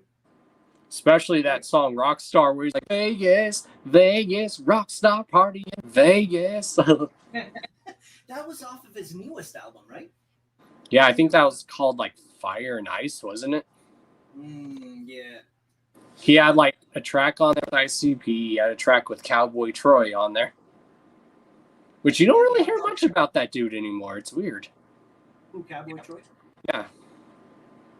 He made his money. He made his money. He's like, okay, I did country rap for a little bit. Now I can just retire.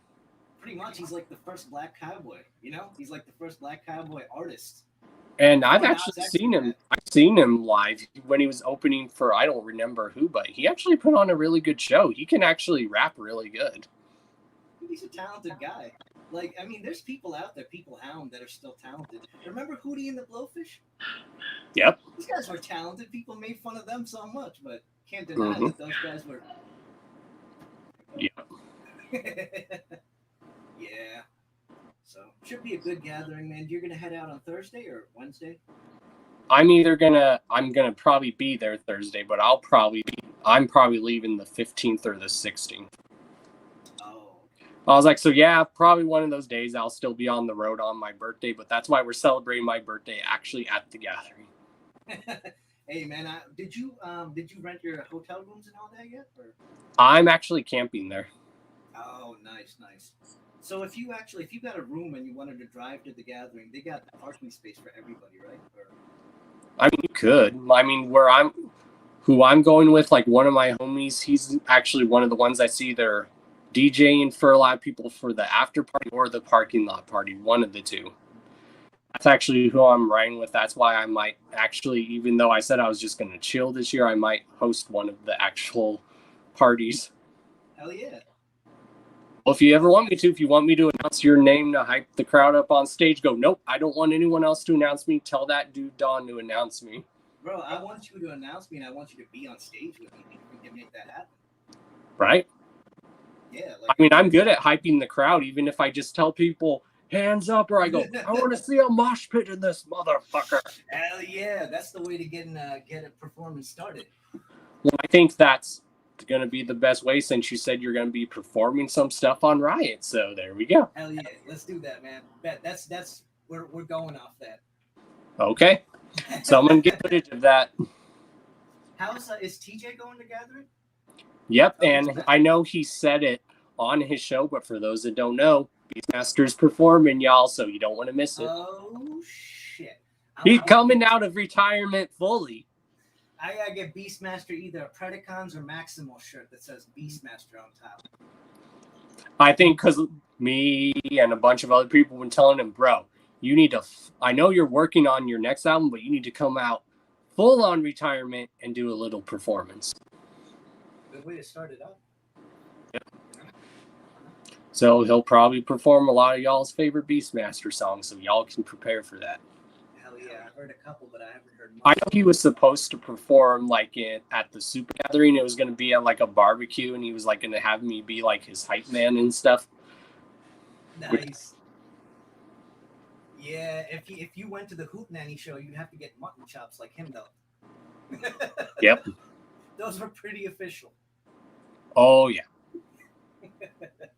Well, sounds good, brother. I'm gonna hop off here, roll something up, watch something on Netflix, but I appreciate you having me on real quick. Hell yeah. And before you go, we have Lakeland on here. He says, what's up? What's up, Lakeland? Hope you headed to the gathering. I hope everybody that came in the comments headed to the gathering. Sadly, he's not going this year, but he's definitely going next year. But he has told me he's definitely going to try to make it to Hollow Wicked. Nice. That's going to be Detroit, right? Yep. Hell yeah. You have a good night, bro. All right, bro. Good night. Peace. Peace. Yeah. And that was politicized, y'all.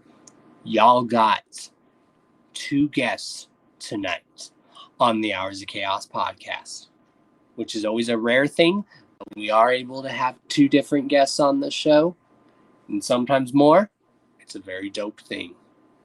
So, without further ado, you guys already know who I am. I am Mr. D to the O to the N to the C to the H to the A to the O to the S. Your friendly neighborhood JUGGALO, the Karma Millionaire. If you don't know, now you know. And I will see you guys either next Thursday or possibly Sunday or Monday, because now with my new job, I am off Sundays and Mondays. So yeah. And if you guys still don't know who Don Chaos is, chat, let him know. Also, use those hashtags across the screen. All those hashtags. Right where? Down there. Down where? Down there. I will see you guys also as well at the gathering. Don Chaos signing out. See y'all later. Another great show tonight. Peace, y'all. Hours of Chaos podcast. We did it, y'all. We did it. I know a lot of y'all are going to be saying, no, you did it, Don. No. That's your opinion, but in my opinion, we did it. We won. We won. Love you guys. Peace.